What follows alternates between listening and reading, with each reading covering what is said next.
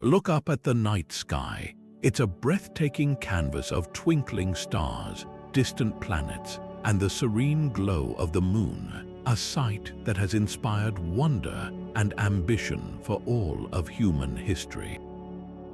We see it as the final frontier, a vast ocean of potential for discovery and adventure. But what if that profound beauty is also a grand illusion? What if the silent, glittering void is not a peaceful expanse, but a realm filled with unimaginable threats, dangers so pervasive and hidden that they challenge our very dreams of reaching for the stars? Today, we are going to pull back that curtain of cosmic beauty and confront the sobering reality that lies beyond our atmosphere. The journey into space, for all its glory, is perhaps the most perilous undertaking humanity has ever attempted, and the dangers are not confined to the astronauts who brave the launch. These are hidden cosmic hazards that could reshape future missions, threaten our advanced technology, and even have profound consequences for life here on Earth. This video is not meant to shatter our sense of wonder, but to deepen it with a crucial dose of reality. The truth is, space is an environment fundamentally hostile to life as we know it. It's a vacuum that would suffocate us in moments, bathed in radiation that can shred DNA, and populated by objects moving at velocities faster than a bullet. We often focus on the incredible achievements, the moon landings, the rovers on Mars, the stunning images from the James Webb Space Telescope, but we rarely discuss the silent, invisible threats that accompany every one of those triumphs.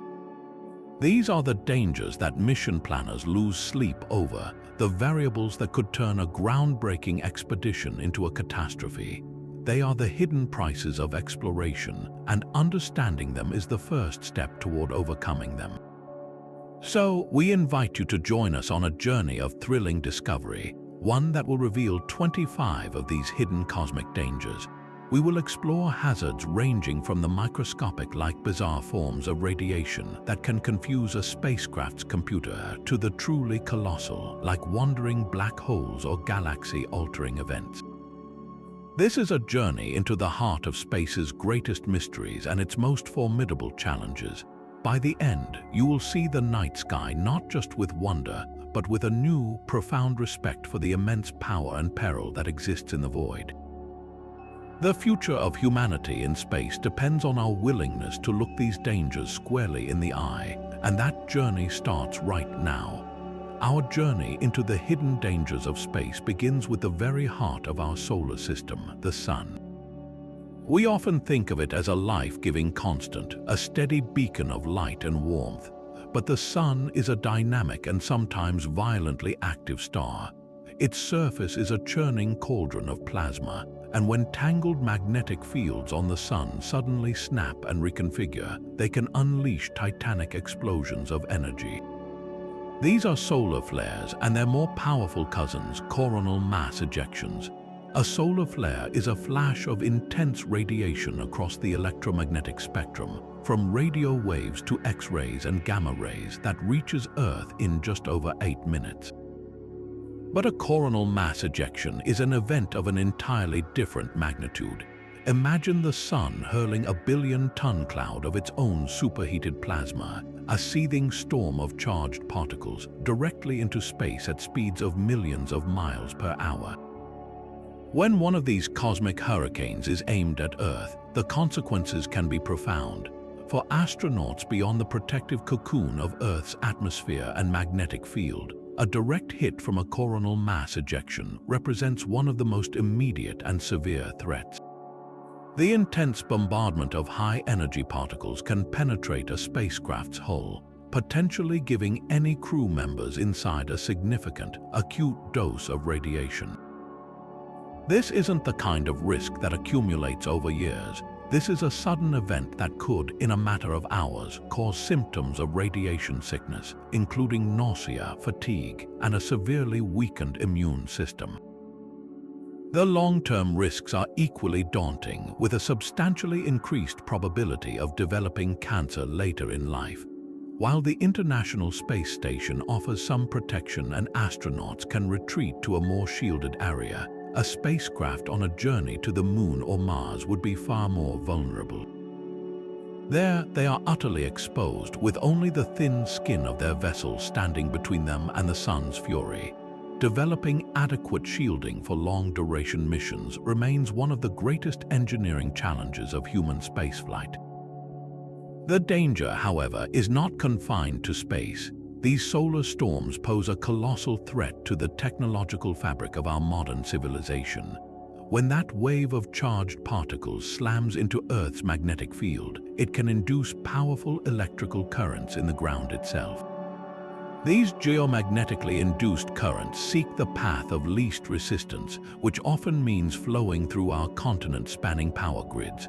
This can overload and destroy massive transformers, the heart of our electrical infrastructure, potentially causing widespread and prolonged blackouts that could last for months. Our reliance on satellites makes us even more susceptible. The radiation can fry the sensitive electronics aboard communication, navigation, and weather satellites, rendering them useless and creating a cascade of failures that disrupt everything from GPS and banking systems to air traffic control and weather forecasting. This isn't just a theoretical worry. History provides a stark warning. In 1859, a solar superstorm, now known as the Carrington event, struck the Earth. Telegraph systems, the advanced technology of the day, spectacularly failed. Operators received electric shocks, telegraph papers caught fire, and auroras were seen as far south as the Caribbean. If an event of that magnitude occurred today, the impact would be catastrophic. Studies suggest it could trigger a global technological collapse, causing trillions of dollars in damage and taking years to recover from. The frightening reality is that predicting exactly when the sun will unleash such a storm is incredibly difficult. We can monitor sunspots and observe active regions, but pinpointing the moment of eruption with enough time to take decisive protective action remains a major scientific challenge.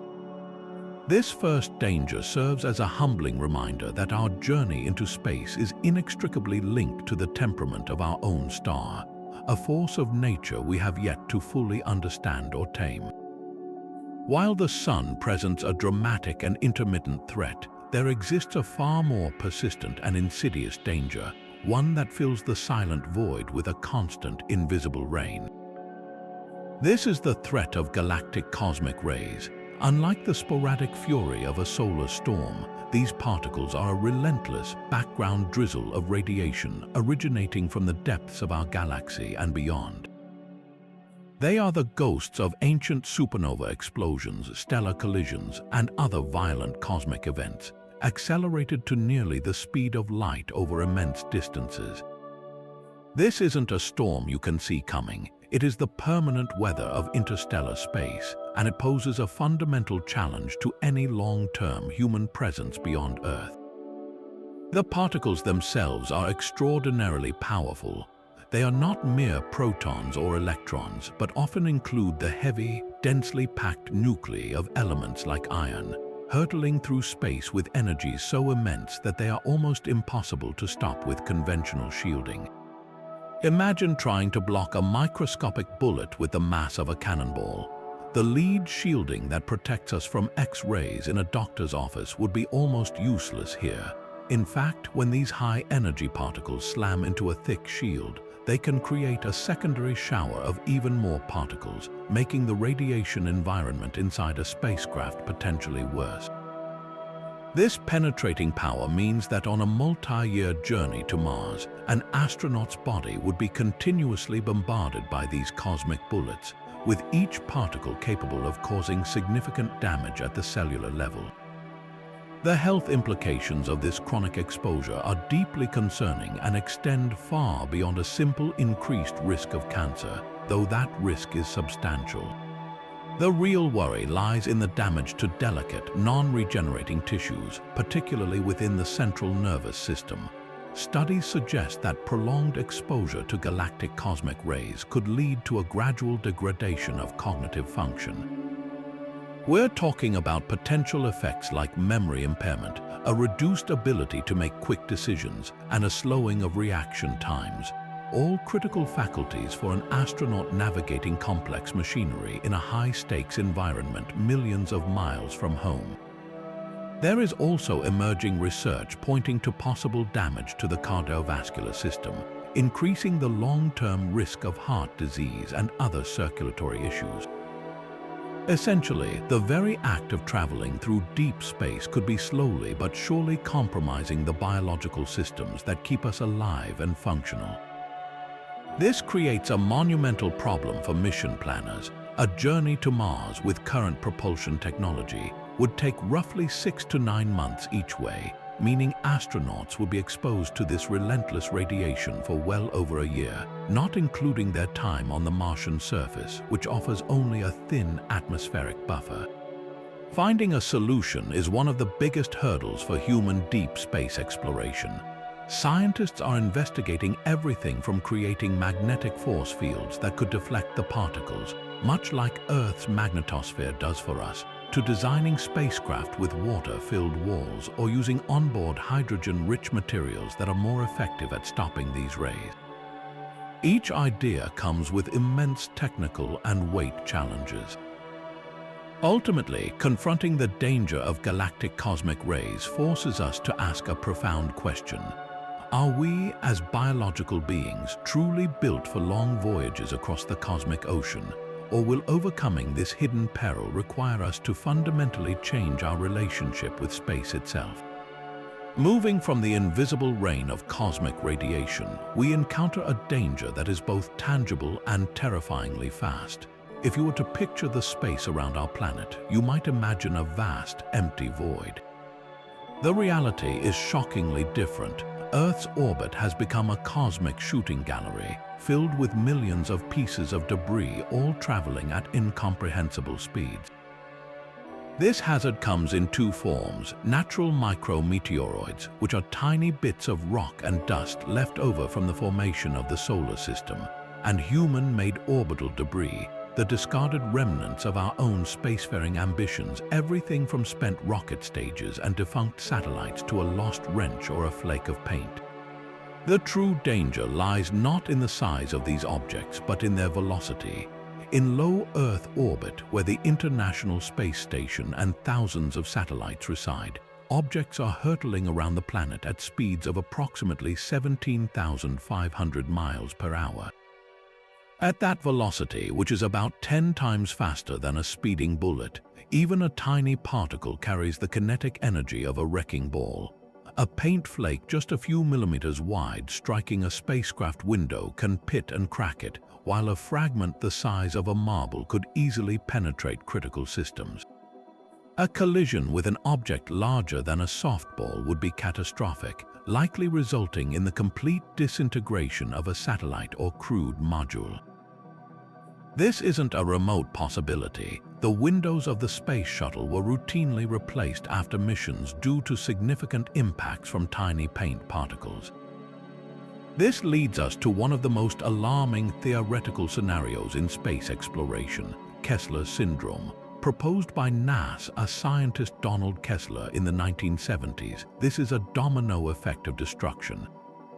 Imagine a single collision between two large objects in a crowded orbital lane, say, a defunct satellite and an old rocket body. That collision doesn't just create two pieces of debris, it creates thousands of new fragments, each now a high-speed projectile in its own right. These new pieces significantly increase the probability of further collisions, which in turn generate even more debris. This cascade could, in theory, create an expanding cloud of shrapnel that would make certain orbital regions so hazardous that any spacecraft passing through would be almost certain to be destroyed. The nightmare outcome is that low Earth orbit, the vital highway for our communication, navigation, and Earth observation satellites, could become effectively unusable for generations, trapping us on our planet. The practical challenge for spacecraft like the International Space Station is immense. While we can track objects down to about the size of a softball, there are millions of smaller, untrackable pieces that pose a constant threat. The ISS relies on a sophisticated system of radar and telescopes to monitor known debris, and it regularly performs what are known as debris avoidance maneuvers, firing its thrusters to move slightly out of the path of a potential collision. For the smaller, untrackable debris, the station's modules are equipped with shielding called Whipple shields. These are layered walls designed to break up an incoming projectile upon impact, spreading its energy across a wider area and preventing it from penetrating the inner hull. The astronauts themselves have emergency protocols to retreat to their Soyuz or Crew Dragon spacecraft, which can serve as lifeboats if a major strike occurs, ready to detach and return to Earth. Addressing this growing problem has become a global priority. The solution is twofold: prevention and active removal. International guidelines now encourage satellite operators to design their spacecraft for end-of-life disposal, either by deorbiting them to burn up in the atmosphere or by moving them to a graveyard orbit far from active satellites. But guidelines alone are not enough for the debris already up there. This has sparked a new space industry focused on active debris removal. Companies and agencies are testing innovative technologies like robotic arms, nets, harpoons, and even magnetic tethers to capture and deorbit large pieces of junk. Some proposals involve using ground-based or space-based lasers to gently nudge smaller debris into decaying orbits. The race is on to develop a cosmic cleanup crew, because if we fail to manage the debris we've created, we risk slamming the door on the space frontier just as we were beginning to step through it. Closer to home, yet posing a distinct challenge all its own, are the Van Allen radiation belts. Think of Earth's magnetic field not just as a protective shield, but also as a powerful trap. This magnetic field captures charged particles, mostly protons and electrons streaming from the Sun, and forces them to oscillate back and forth between the planet's magnetic poles. This creates two gigantic, donut-shaped zones of intense radiation that encircle our world, named after the scientist James Van Allen, whose team discovered them using data from America's first satellite, Explorer 1, launched in 1958.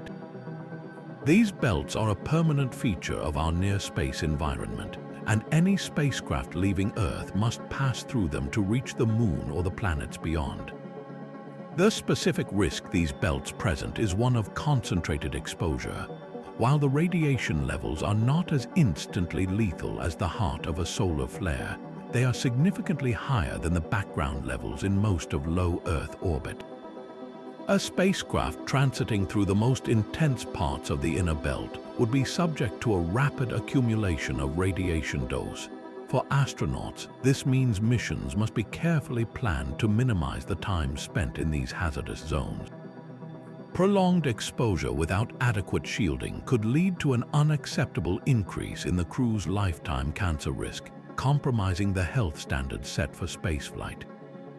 For the spacecraft itself, the radiation can degrade solar panels, damage sensitive electronics and fog camera lenses, posing a threat to the success of the mission before it even truly begins. The dynamic nature of these belts adds another layer of complexity to the danger. They are not static rings. Their size and intensity are heavily influenced by the Sun. During periods of high solar activity, particularly during a powerful solar storm, the influx of charged particles can cause the belts to swell dramatically. The outer belt, in particular, can expand inward, bringing dangerous radiation levels much closer to Earth. This means a trajectory that might be safe during a quiet period on the Sun could become perilous during a solar event. Mission controllers must therefore not only plot a course that skirts the most intense regions, but also monitor space weather constantly, ready to adjust launch windows or mission timelines if a solar outburst threatens to make the passage through the belts too hazardous. Historically, the existence of the Van Allen belts was a crucial unknown during the early days of the space race. There was genuine concern that radiation levels might be so high as to make human spaceflight beyond low Earth orbit impossible. The Apollo missions to the Moon were a triumph of engineering in part because they successfully navigated this challenge. The spacecraft were launched on a trajectory that took them through the thinnest, least dangerous part of the belts, and they traveled through them at high speed, limiting the crew's exposure to a manageable dose. This careful planning demonstrated that the belts were a navigable obstacle, not an impenetrable barrier. Today, with ambitions firmly set on returning to the Moon and venturing to Mars, the Van Allen belts remain a critical consideration. New spacecraft, like those designed for the Artemis program, incorporate more advanced materials and shielding strategies to protect crews on their journey. Furthermore, scientific understanding of the belts has deepened, with dedicated NASA missions like the Van Allen probes providing detailed maps of their structure and behavior. This knowledge is vital for planning the frequent trips to the Lunar Gateway, a planned space station in orbit around the Moon, which will require a safe and reliable route through this natural checkpoint. The belts stand as a permanent reminder that even leaving our own planet requires navigating a complex and hazardous environment, a first cosmic challenge that must be met and mastered on the path to the stars. Now we turn from the hazards of radiation and impact to a danger that is equally relentless but operates in a completely different way: the extreme and unforgiving thermal environment of space. Here, the very concept of temperature as we know it on Earth becomes meaningless. On our planet, we are protected by the atmosphere, which acts like a giant blanket, distributing heat and moderating temperatures through convection. But in the vacuum of space, that blanket is ripped away. There is no air to carry heat away or to warm a cold surface. Heat can only transfer through radiation, a much slower and less efficient process. This creates a stark and brutal reality. A spacecraft or an astronaut in a suit floating in direct sunlight can be subjected to temperatures hot enough to boil water, soaring above 250 degrees Fahrenheit. But just a few feet away, in the shadow of the craft, the temperature can plummet to hundreds of degrees below zero, colder than the surface of Pluto. A single orbit around Earth, which takes about 90 minutes, can mean cycling between blistering heat and deep freeze over a dozen times. This constant, violent thermal cycling presents an immense engineering challenge. Every material on a spacecraft expands when heated and contracts when cooled. When you subject those materials to such extreme and rapid temperature swings, the stress is enormous. Metals can fatigue and become brittle, seals can crack, and wiring can break. The entire structure of the vehicle is essentially breathing in and out with every pass in and out of sunlight, a process that can lead to catastrophic failure over time if not meticulously planned for. This is why spacecraft are equipped with sophisticated thermal control systems, which are among the most critical and complex components of any mission. They often rely on a combination of passive and active systems. The passive element is typically a shiny, gold or silver-colored multi-layer insulation, which looks a bit like a survival blanket. This material is designed to reflect solar radiation away while also trapping what little heat is inside, creating a stable microclimate for the sensitive equipment within. But for the heat generated by the spacecraft itself from computers, electronics, and especially human crew members, a more active solution is needed. This is where technologies like heat pipes and radiators come into play. Heat pipes are remarkable devices that use a small amount of evaporating fluid to wick heat away from hotspots and distribute it across the spacecraft's surface. The radiators are then the final stage, large panels often seen extending from satellites and the International Space Station. Their sole job is to face the cold blackness of space and radiate the collected waste heat away as infrared energy. It's a delicate and continuous balancing act. Generating too much heat internally without a way to reject it is just as dangerous as freezing. A failure in this system can have swift and dire consequences. Imagine a scenario where a radiator becomes blocked by space debris or fails to deploy correctly. The heat from the onboard systems would have nowhere to go. Temperatures inside the spacecraft would begin to climb rapidly. Electronic components, which have strict operating temperature ranges, would start to malfunction and could suffer permanent damage, leading to a loss of navigation, communication, or life support. Conversely, if the spacecraft is oriented in a way that casts it into a prolonged shadow, or if its heating systems fail, the cold becomes the enemy. Fuels and lubricants can freeze, making engines inoperable. Water supplies for the crew will turn to ice, and the structural integrity of the entire vehicle can be compromised. For an astronaut on a spacewalk, a malfunction in the liquid cooling and ventilation garment worn under their suit could mean quickly succumbing to either heat stroke or hypothermia. This thermal danger is not a one-time event to be survived. It is a constant background threat that mission control must manage every second of every day. It requires sophisticated software that constantly adjusts the vehicle's orientation or attitude to manage its sun exposure, like a cosmic sunbather trying to avoid a burn while also staying warm. The success of every mission, from a small communications satellite to a crewed journey to Mars, hinges on winning this endless battle against the absolute extremes of temperature. It is a silent, relentless test of our engineering ingenuity, reminding us that in space, even finding a comfortable middle ground is a life or death struggle. Yet, after confronting the physical extremes of temperature, we must now turn inward to a danger that is just as formidable, one that targets the human mind itself. Long-duration spaceflight is not merely an engineering or physiological challenge. It is a profound psychological experiment. Astronauts embarking on a multi-year journey to Mars will face a form of isolation and confinement unlike anything experienced on Earth. They will be separated from their home planet by an impossible, ever-widening gulf, living and working within the claustrophobic confines of a metal habitat for years on end. This extreme environment creates a unique set of mental pressures that could jeopardize both the well-being of the crew and the ultimate success of the mission. The sense of isolation is perhaps the most profound factor. On the International Space Station, astronauts can still look out the window and see the comforting familiarity of Earth, a vibrant blue and white marble hanging in the blackness. They can have near-instant video calls with family and mission control. It is a remoteness tempered by connection, but for a crew bound for Mars, that connection will slowly fray and then sever. As the distance increases, the time delay for communications will grow from a few minutes to over 20 minutes each way. A simple question to mission control will take nearly an hour to receive a reply.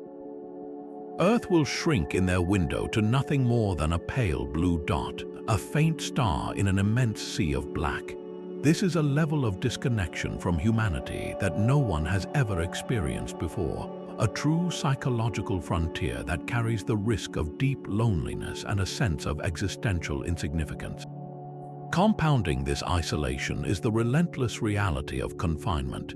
Imagine spending every minute of every day for almost 3 years within the same few hundred square feet with the same handful of people. There is no stepping outside for a breath of fresh air, no change of scenery, no private space to retreat to. Every sound, every habit, every minor irritation of your crewmates becomes amplified over time. This extreme proximity can strain even the strongest relationships, potentially leading to interpersonal conflicts that, in such a high-stakes environment, can have dangerous consequences. The habitat offers no escape, and the pressure to maintain harmony is immense. Crew members must possess not just technical competence, but exceptional emotional intelligence and conflict resolution, skills to navigate the subtle tensions that are inevitable in such close quarters. Adding another layer of complexity is the disruption of our most fundamental biological rhythm, the circadian cycle. On Earth, our bodies are finely tuned to the 24-hour cycle of light and dark. In space, especially on a spacecraft with artificial lighting, this natural rhythm is completely lost. The sun may rise and set 16 times a day outside the window, but inside the lighting is constant. This dysregulation can lead to chronic sleep problems, fatigue, and mood disorders. The body's production of hormones like melatonin, which regulates sleep, can become erratic, further exacerbating stress and reducing cognitive performance. Maintaining a strict, regimented schedule that mimics a terrestrial day is critical for mental health, but it requires constant discipline against an environment that is inherently disorienting. There is, of course, a potential positive psychological phenomenon known as the overview effect, described by many astronauts who have seen Earth from orbit. It is a profound cognitive shift in awareness, a feeling of overwhelming connection to all of humanity, and a deep understanding of the fragility of our planet, often accompanied by a sense of peace and wonder. While this experience can be transformative, it is not a guaranteed psychological shield. For some, especially on a long journey where Earth fades from view, the awe might be replaced by a feeling of vulnerability or even nihilism. The mental landscape of a deep space traveler is uncharted territory, where moments of transcendent beauty could easily coexist with periods of anxiety, depression, or existential crisis. To prepare for these challenges, space agencies conduct incredibly rigorous psychological screening to select individuals with the right temperament and resilience. But selection is only the first step. The habitat design for a Mars mission is being planned with psychology in mind. Architects are exploring ways to create visual variety, private crew quarters for personal downtime, and larger communal areas that feel less like a cramped tube. Virtual reality might be used to simulate natural environments, offering a mental escape.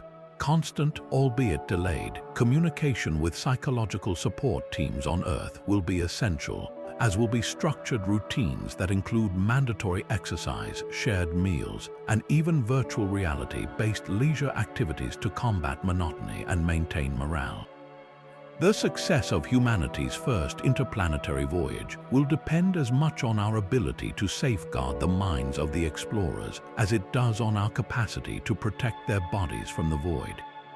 While we've discussed the complex dangers of radiation and psychology, there is one fundamental threat that underpins all others: the vacuum of space itself.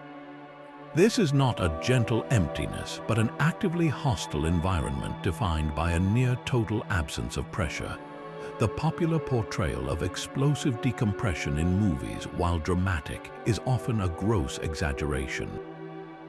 The real lethality of the vacuum is far more insidious and swift, a quiet and brutal physics that leaves almost no room for error.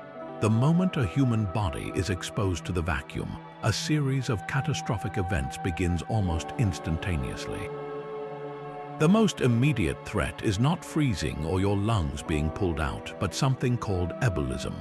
Here on Earth, our body fluids remain liquid because the atmospheric pressure pushing down on us is sufficient to keep them in that state. But in the extreme low pressure of space, the boiling point of liquids plummets. Without that external pressure, the fluids in your soft tissues, saliva, tears, and the moisture lining your lungs begin to spontaneously vaporize.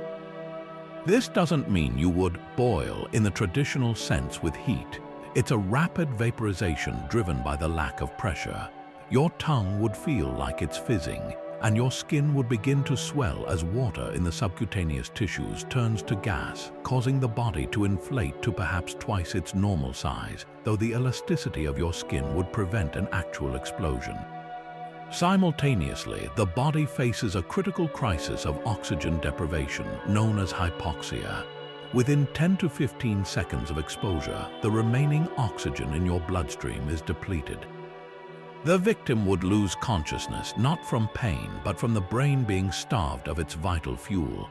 Contrary to many cinematic depictions, you would not be able to hold your breath in such a situation. It would be incredibly dangerous to do so. The air trapped in your lungs would expand rapidly, risking a catastrophic rupture of the delicate alveolar tissues, forcing air into the bloodstream and causing a fatal embolism. The actual experience would likely be one of sudden disorientation, a fading of vision, and then blackness. If recovery were achieved within roughly 90 seconds to 2 minutes, survival with minimal long-term damage is possible, as demonstrated by accidental exposures in vacuum chamber tests here on Earth. Beyond that window, brain death from oxygen starvation is almost certain. This ever-present danger makes the integrity of the pressure suit and the spacecraft hold the single most critical line of defense. Every component is engineered with multiple layers of redundancy. A modern spacesuit is essentially a wearable spacecraft, a marvel of engineering that maintains a pressurized, oxygenated environment around the astronaut. It is constructed from incredibly strong, puncture-resistant materials and includes a complex life support system that regulates temperature and removes carbon dioxide. Similarly, the hull of a space station or capsule is designed to withstand not only the pressure difference but also the constant threat of micro-meteoroid impacts. The consequences of a failure are so absolute that every system is tested and retested to an almost unimaginable degree. The tragic reality of this danger was starkly demonstrated by the Soyuz 11 mission in 1971. After a successful 3-week stay on the world's first space station, Salyut-1, the 3 cosmonauts Georgy Dobrovolsky, Vladislav Volkov, and Viktor Patsayev boarded their Soyuz capsule for the return to Earth. Their re-entry and landing appeared normal from the ground, but when the recovery team opened the hatch, they found all 3 men dead in their seats. The investigation revealed that a pressure equalization valve had been jolted open prematurely just before the spacecraft separated from its orbital module.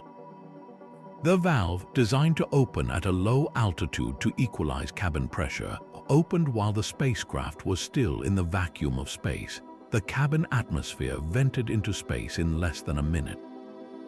The cosmonauts, who were not wearing pressure suits as was standard procedure at the time for weight and space reasons, had no protection.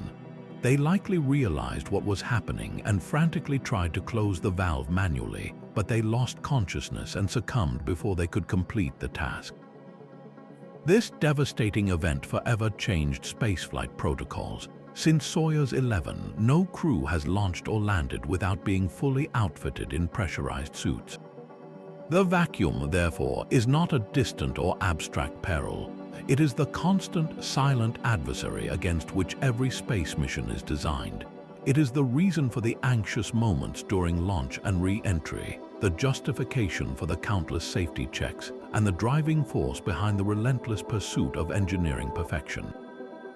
Every hiss of an airlock, every pressure reading on a console, is a reminder that the thin, artificial bubble of safety we create is all that stands between life and the unforgiving void.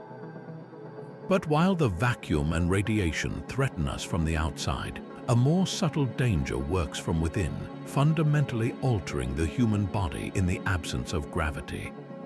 When astronauts float in the microgravity environment of orbit, they are essentially in a state of continuous freefall.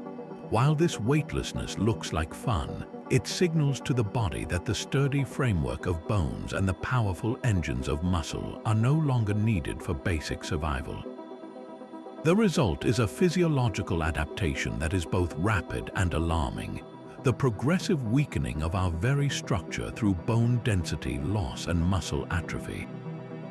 The problem begins with our skeletons. On Earth, our bones are not static pillars. They are living tissues constantly being broken down and rebuilt in a process called remodeling. This cycle is heavily stimulated by the mechanical stress of bearing our weight and the impact of walking, running, and jumping. Gravity provides the essential resistance that tells our body to keep investing in strong, dense bones. In microgravity, that signal vanishes. The body, in its relentless efficiency, decides that maintaining strong bones is an unnecessary expenditure of energy. It begins to reabsorb the minerals, primarily calcium, at a much faster rate than it can deposit new material. This leads to a condition strikingly similar to osteoporosis, where bones become brittle and porous. The rate of loss is staggering. Astronauts can lose up to 1 to 2% of their bone mineral density per month, particularly in the weight-bearing bones of the hips, legs, and spine. After a standard 6-month mission on the International Space Station, an astronaut could return with the bone density of someone decades older, significantly increasing their risk of fractures not just in space, but upon their return to the punishing pull of Earth's gravity. This skeletal decay is accompanied by a parallel wasting away of muscle tissue. Just like bones, muscles require constant use to maintain their mass and strength. In space, without the need to stand, walk, or even hold oneself up, the anti-gravity muscles in the calves, thighs, and back begin to atrophy rapidly. They literally shrink from disuse. This isn't just about losing fitness, it's about losing the fundamental strength required for basic tasks. Astronauts find that even after a few weeks in orbit, their legs become noticeably thinner. The concern is that on a long journey, this progressive weakness could compromise an astronaut's ability to perform critical manual tasks, especially upon arriving at a destination like Mars, where they will need to be strong enough to operate in a gravitational field again, even if it is only 38% of Earth. To combat this relentless physical decline, astronauts on the ISS adhere to a brutal and non-negotiable daily exercise regimen. For approximately 2.5 hours each day, they strap themselves into specialized machines that simulate the resistance of gravity. The primary weapons against muscle atrophy are the Advanced Resistive Exercise Device, which uses vacuum cylinders to create load, allowing for exercises like squats and deadlifts, and a combined aerobic and resistance treadmill where astronauts are harnessed down to simulate running. Similarly, a cycle ergometer helps maintain cardiovascular health. This routine is absolutely critical. It is the difference between returning to Earth with some strength or being completely incapacitated. However, the terrifying reality is that even this Herculean effort may not be enough for a mission to Mars. Current countermeasures on the ISS are largely successful at slowing the rate of bone and muscle loss, but they do not stop it completely. A 6-month journey to Mars, followed by a stay on the planet's surface where the gravity is weaker, and then another 6 to 9-month journey home, represents an exposure to microgravity far beyond anything we have studied. The compounding loss over such an extended period could leave a crew arriving at Mars too weak to conduct surface operations effectively, and returning to Earth in a physically devastated state, facing a high risk of debilitating fractures during re-entry and landing. Researchers are exploring more advanced solutions, such as creating artificial gravity by rotating the spacecraft to generate centrifugal force, or using whole-body vibration platforms. But for now, this internal, invisible decay remains one of the most stubborn biological barriers to becoming a truly spacefaring species. Now we shift from the dangers that target our bones and muscles to a set of risks that affect the body in a much more subtle, yet equally troubling way. In the weightless environment of space, one of the most fundamental rules of human biology is turned upside down: the way our bodily fluids are distributed. Here on Earth, gravity pulls most of our blood and other fluids down into our lower body, which is why you might feel your feet swell after a long day of standing. But in microgravity, that downward pull is eliminated. Fluids are no longer held in the legs and abdomen. They drift freely and evenly throughout the body. This causes a dramatic and immediate headward shift, with significant consequences for both appearance and health. The most visible signs of this fluid redistribution are often called puffy face and bird leg syndrome. As fluid accumulates in the upper body, an astronaut's face becomes rounder and fuller, while their legs, now drained of fluid, appear noticeably thinner. This can create a strange sensation of constant nasal congestion and a feeling of pressure in the head. While these cosmetic changes are temporary and reverse quickly upon return to gravity, the internal effects of this fluid shift are far more serious, placing a new and unexpected strain on the cardiovascular system. The heart, which is accustomed to pumping blood against gravity to supply the brain, suddenly finds its job has changed. With less gravitational resistance, more blood pools in the chest and head. The body initially interprets this as having too much fluid overall and begins to excrete what it thinks are excess fluids, leading to a reduction in total blood volume.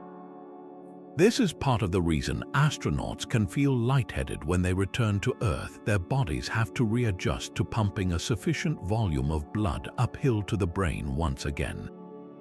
But the most alarming medical mystery to emerge from this fluid shift is a condition now formally known as spaceflight-associated neuroocular syndrome, or SANS. For years, astronauts returning from long-duration missions reported changes in their vision. They described becoming more farsighted, needing reading glasses they hadn't required before, and noticing a blurriness that wouldn't go away. When NASA doctors examined them, they found a startling physical cause. In many cases, the structure of the eye itself had changed. The optic nerve, the crucial cable that carries visual information to the brain, was swollen. The back of the eyeball, the retina, showed wrinkles, and in some astronauts the entire globe of the eye had actually flattened. The leading theory points directly to that headward fluid shift. On Earth, when we lie down at night, the pressure inside our skull, known as intracranial pressure, increases slightly. But when we stand up, gravity helps drain fluid away, bringing the pressure back down. In space, astronauts are essentially in a permanent state of lying down from a fluid perspective. The pressure inside the skull remains elevated for months on end. This persistent high pressure is thought to push against the back of the eye, gradually reshaping it and impairing the function of the optic nerve. The potential long-term implications of SANS are deeply concerning. While some vision changes reverse after returning to Earth, studies have shown that for a significant number of astronauts, the effects are permanent. The worry is that future crews on multi-year missions to Mars could suffer irreversible damage to their eyesight, a devastating outcome for individuals whose jobs depend on sharp visual acuity. This has become one of the top biomedical priorities for space agencies. Researchers are working to fully understand the mechanism, using advanced ultrasound and MRI scans on astronauts before and after their flights. They are also testing potential countermeasures. One promising approach is the use of lower body negative pressure devices. Imagine a cylinder that an astronaut can seal around their waist. The device then creates a gentle suction that pulls fluids back down into the legs, artificially mimicking the effects of gravity and hopefully relieving the pressure inside the skull. Other strategies involve modifying the crew's diet to minimize factors that could increase fluid retention and ensuring rigorous cardiovascular exercise to maintain healthy blood pressure regulation. Solving the puzzle of SANS is critical, as it represents a clear and present danger that could literally blur our vision of a future among the stars. While our bodies grapple with long-term changes like bone loss and vision issues, the very first hours and days in space present a more immediate and unpleasant challenge that has become a rite of passage for many astronauts. This is Space Adaptation Syndrome, or SAS, a form of motion sickness that is so common it affects roughly half of all people who travel to orbit. The root of this disorienting experience lies in a fundamental sensory conflict deep within our brains, a tug of war between what we see and what we feel. On Earth, our sense of balance and orientation is a beautifully coordinated system. The vestibular system in our inner ear, a delicate setup of fluid-filled canals and tiny crystals, constantly tells our brain about our head's position and movement relative to gravity. This information is seamlessly integrated with what our eyes see and the feedback from our muscles and joints. But in microgravity, this entire system receives a chaotic jumble of signals. The inner ear's fluid, which normally responds predictably to tilts and turns, now floats freely, sending erratic and confusing messages to the brain that suggest the body is tumbling or spinning even when it is perfectly still. At the same time, the eyes are reporting a completely different story. An astronaut looks at the interior of the spacecraft, which appears stable and upright, or gazes out a window at a star field that provides no clear up or down. The brain, a phenomenal pattern recognition machine, simply cannot reconcile these contradictory reports. It interprets this sensory mismatch not as a unique environment, but as a clear sign that something is terribly wrong, most likely a neurological malfunction caused by a powerful toxin. The brain's primitive defense mechanism against poisoning is to induce nausea and vomiting, an attempt to purge the supposed toxin from the system. The symptoms of space adaptation syndrome can range from a mild, persistent headache and a general feeling of malaise to cold sweats, paleness, and intense vomiting. For an astronaut, this is far more than just a miserable experience. It is a significant operational hazard. The initial days in orbit are packed with critical tasks, configuring the spacecraft for long-term habitation, conducting complex orbital maneuvers, and potentially performing urgent spacewalks or robotic arm operations. Being impaired by nausea and dizziness during this period is not just inconvenient, it can be dangerous.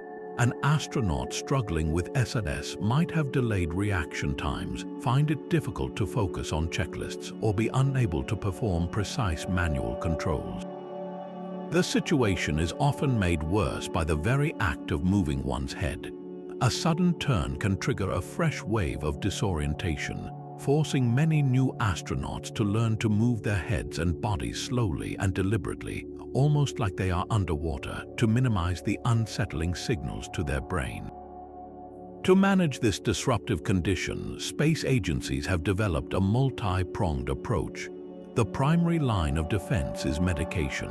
Astronauts have access to anti-nausea drugs, often administered through injections or patches worn behind the ear, which can help suppress the worst of the symptoms. However, medication alone is not a perfect solution, as it can cause drowsiness, which is itself a problem when sharp cognitive function is required. Therefore, the most effective long-term strategy is adaptation. The human brain is remarkably plastic, and over a period of a few days, it begins to learn to ignore the unreliable signals from the inner ear and rely more heavily on visual cues for orientation. Astronauts are trained to use specific visual reference points inside the spacecraft to establish a stable vertical and to avoid rapid head movements. Some even report that the sickness often subsides the moment they are assigned a specific, engaging task that forces their brain to focus on a goal, effectively overriding the confusing sensory input. Interestingly, the experience of SLS is not a one-way street. When astronauts return to Earth, many go through a similar, though usually less severe, process known as readaptation syndrome. Their brains, having grown accustomed to the sensory rules of microgravity, must now relearn how to process gravity's constant pull. This can lead to feelings of heaviness, a tendency to drop objects having forgotten that they will fall, and even a brief return of dizziness and imbalance when turning the head.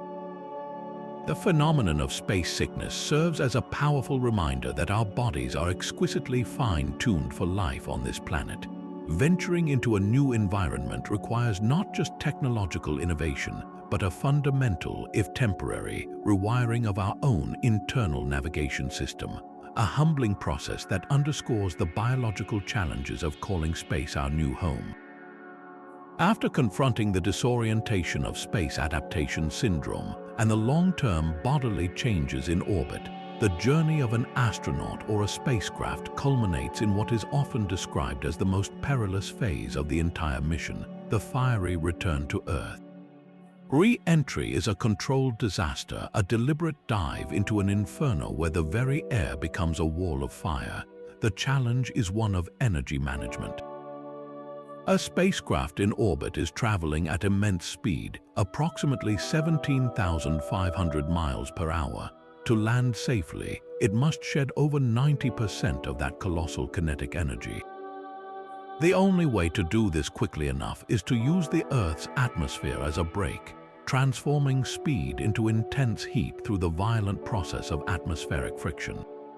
As the spacecraft begins to skim the upper layers of the atmosphere, the few air molecules present are slammed into at hypersonic velocities.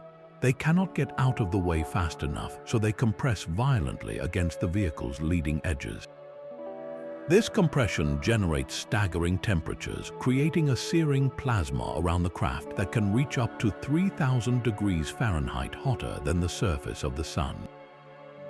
This is not a simple fire. It is a shroud of ionized gas that temporarily cuts off all radio communication with the ground, creating a period of anxious silence known as the blackout. The only thing standing between the astronauts inside and this celestial forge is the heat shield. These shields are engineering marvels, most commonly of the ablative type. They are not meant to withstand the heat through sheer strength, but to sacrifice themselves slowly. The outer layers of the shield are designed to char, melt, and vaporize away, a process called ablation, which carries the brutal heat energy with it, protecting the fragile structure beneath.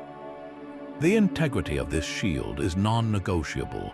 Even a small breach can allow the superheated plasma to penetrate and destroy the vehicle in moments, a tragic reality starkly illustrated by the Space Shuttle Columbia disaster.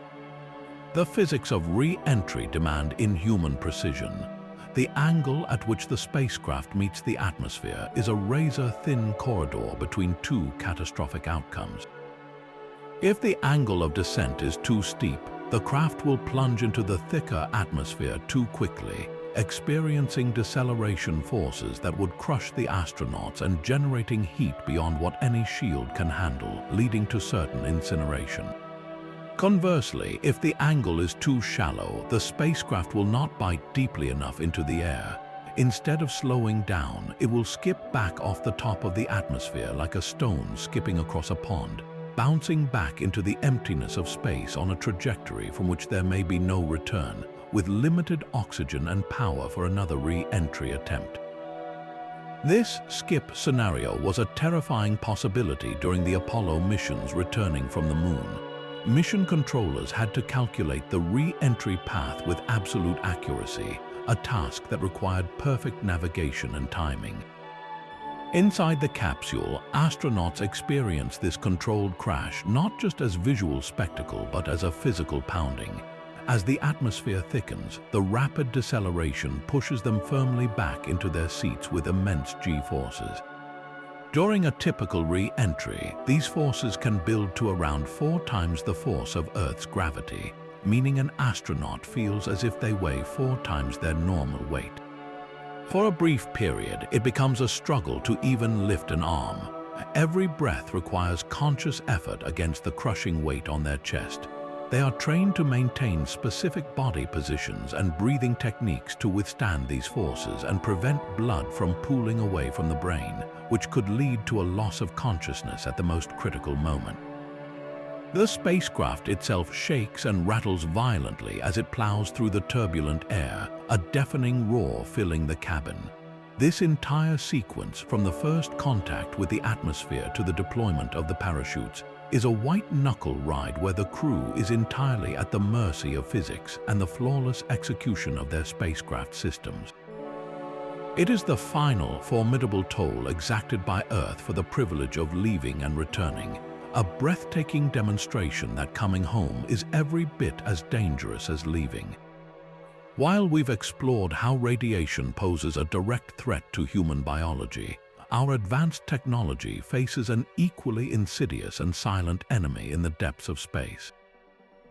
The very microchips and computer systems that form the brain of a spacecraft are extraordinarily vulnerable to the same high-energy particles that endanger astronauts. This danger doesn't announce itself with dramatic system failures. Instead, it manifests in subtle, unpredictable glitches that can, in an instant, derail a multi-billion-dollar mission. These malfunctions are known as single-event effects, and they represent a constant battle between human engineering and the chaotic nature of the cosmic environment. The most common and often benign form of this is called a single-event upset, or a bit flip. Imagine the memory of a spacecraft's computer as a vast grid of microscopic switches, each representing a single binary digit, a 0 or a 1. This intricate pattern of bits contains the spacecraft's flight instructions, its navigational data, and the scientific commands for its instruments. Now picture a single high-energy particle from a galactic cosmic ray or a solar flare screaming through the spacecraft's hull. This particle is so small, yet it carries enough energy that as it passes through a memory chip, it can strike one of these microscopic switches with the force of a tiny lightning bolt. The impact can deposit a small electrical charge sufficient to flip the state of that single bit. A 0 becomes a 1 or a 1 becomes a 0. In an instant, a critical piece of data is corrupted. A command meant to fire a thruster for a tenth of a second might be changed to fire for 10 seconds, sending the spacecraft spinning out of control. A calculation for a course correction could be rendered completely nonsensical, or a stored image from a telescope could be scrambled with digital noise. While a single bit flip might be correctable, more severe single event effects can cause catastrophic and permanent damage. A single event latch-up occurs when a particle strike creates a short circuit within the chip itself, causing a surge of current that can literally burn out the delicate circuitry, rendering the component useless forever. Even more frightening is a single event burnout, which can instantly destroy power transistors, crippling a spacecraft's ability to manage its electrical systems. These are not theoretical risks, they have haunted space missions for decades. One of the most famous examples occurred with the NASA and ESA spacecraft, SOHO, the Solar and Heliospheric Observatory. In 1998, a series of erroneous commands, likely triggered by single event upsets during a solar storm, sent the spacecraft into an uncontrolled spin, causing a communications blackout that took months of brilliant engineering effort to overcome, nearly resulting in the total loss of a cornerstone mission for solar science. To defend against this invisible barrage, engineers cannot use standard commercial computer chips. They must rely on a specialized class of components known as rad-hard or radiation-hardened electronics. These chips are built using different materials and designs that are inherently more resistant to particle strikes. They might include additional shielding layers within the chip itself or use larger transistor geometries that are less susceptible to being flipped by a tiny charge. However, rad-hard components come with significant trade-offs. They are vastly more expensive, often years behind the processing speed and power of the latest consumer technology, and available in a much more limited selection. A modern smartphone possesses more raw computing power than many of the rad-hard computers guiding spacecraft to other planets, a necessary sacrifice for the sake of ultimate reliability. Beyond hardened hardware, mission architects build in layers of redundancy. Critical systems are often triplicated, a design philosophy known as triple modular redundancy. 3 separate computers run the same calculations simultaneously, and a voting system compares the results. If one computer suffers a bit flip and produces an anomalous answer, the other 2 outvote it and ignore the erroneous command. Spacecraft are also loaded with sophisticated watchdog software that constantly monitors the health of the system, capable of detecting strange behavior and performing a controlled reset if necessary, effectively rebooting the spacecraft's brain to clear any corrupted memory. This constant, silent vigilance is the price of operating in an environment where a single, subatomic particle, traveling from a stellar explosion millions of years ago, can hold the power to alter the destiny of our most ambitious explorations. The integrity of every command, every image, and every byte of data sent back to Earth is a hard-won victory against the relentless, random chaos of space. But this brings us to a much deeper, more fundamental danger that underlies all the others we have discussed so far. It is not a specific threat like radiation or debris, but a profound biological reality. Human beings are simply not designed for space. Every single system in our bodies, from the cellular level up, evolved over millions of years to function perfectly within the narrow, life-sustaining envelope of Earth. We are exquisitely fine-tuned for a specific gravity, a specific atmospheric pressure, a specific mix of gases, and a specific magnetic shield. The moment we step outside that evolutionary cradle, we are entering an environment for which we have zero natural preparation. We are, in the most literal sense, fish out of water, and the cumulative effect of this mismatch may be the single greatest obstacle to a long-term future beyond our planet. Consider the sheer number of simultaneous assaults the human body must endure. It is not just one stressor at a time. An astronaut on a mission to Mars would face a constant, low-level barrage of galactic cosmic rays, punctuated by the acute threat of solar particle events. Their bones and muscles would be steadily wasting away from microgravity, while their cardiovascular system struggles to adapt to a fluid shift that strains the heart and eyes. Their sleep cycles would be disrupted by a non-24-hour light-dark cycle, all while coping with the psychological pressure of extreme confinement and isolation from everyone they have ever known. This isn't a series of separate challenges, it is a synergistic cascade of physiological and psychological insults. Scientists are only just beginning to understand how these factors might interact. For instance, could the cellular damage caused by radiation be more difficult for the body to repair when the immune system is already suppressed by the stresses of microgravity and sleep deprivation? The answer is likely yes, and it paints a picture of a human body under a total multi-front siege. The most significant and sobering unknowns, however, lie in the realm of long-duration exposure. The vast majority of our data on human spaceflight comes from missions lasting 6 months to a year on the International Space Station. A journey to Mars, by contrast, represents a multi-year commitment. What happens to the human body after 2, 3, or 5 continuous years in space? Does the bone loss eventually plateau, or does it continue until the skeleton becomes critically fragile? Could the changes to vision from spaceflight-associated neuroocular syndrome become permanently debilitating over such an extended period? And perhaps most chillingly, what are the long-term cancer risks from such a prolonged bath of radiation? We simply do not have the data to answer these questions with certainty. The men and women who volunteer for these first interplanetary voyages will be pioneers in the truest sense, their bodies providing the crucial data that will determine if such journeys are even feasible for the broader population.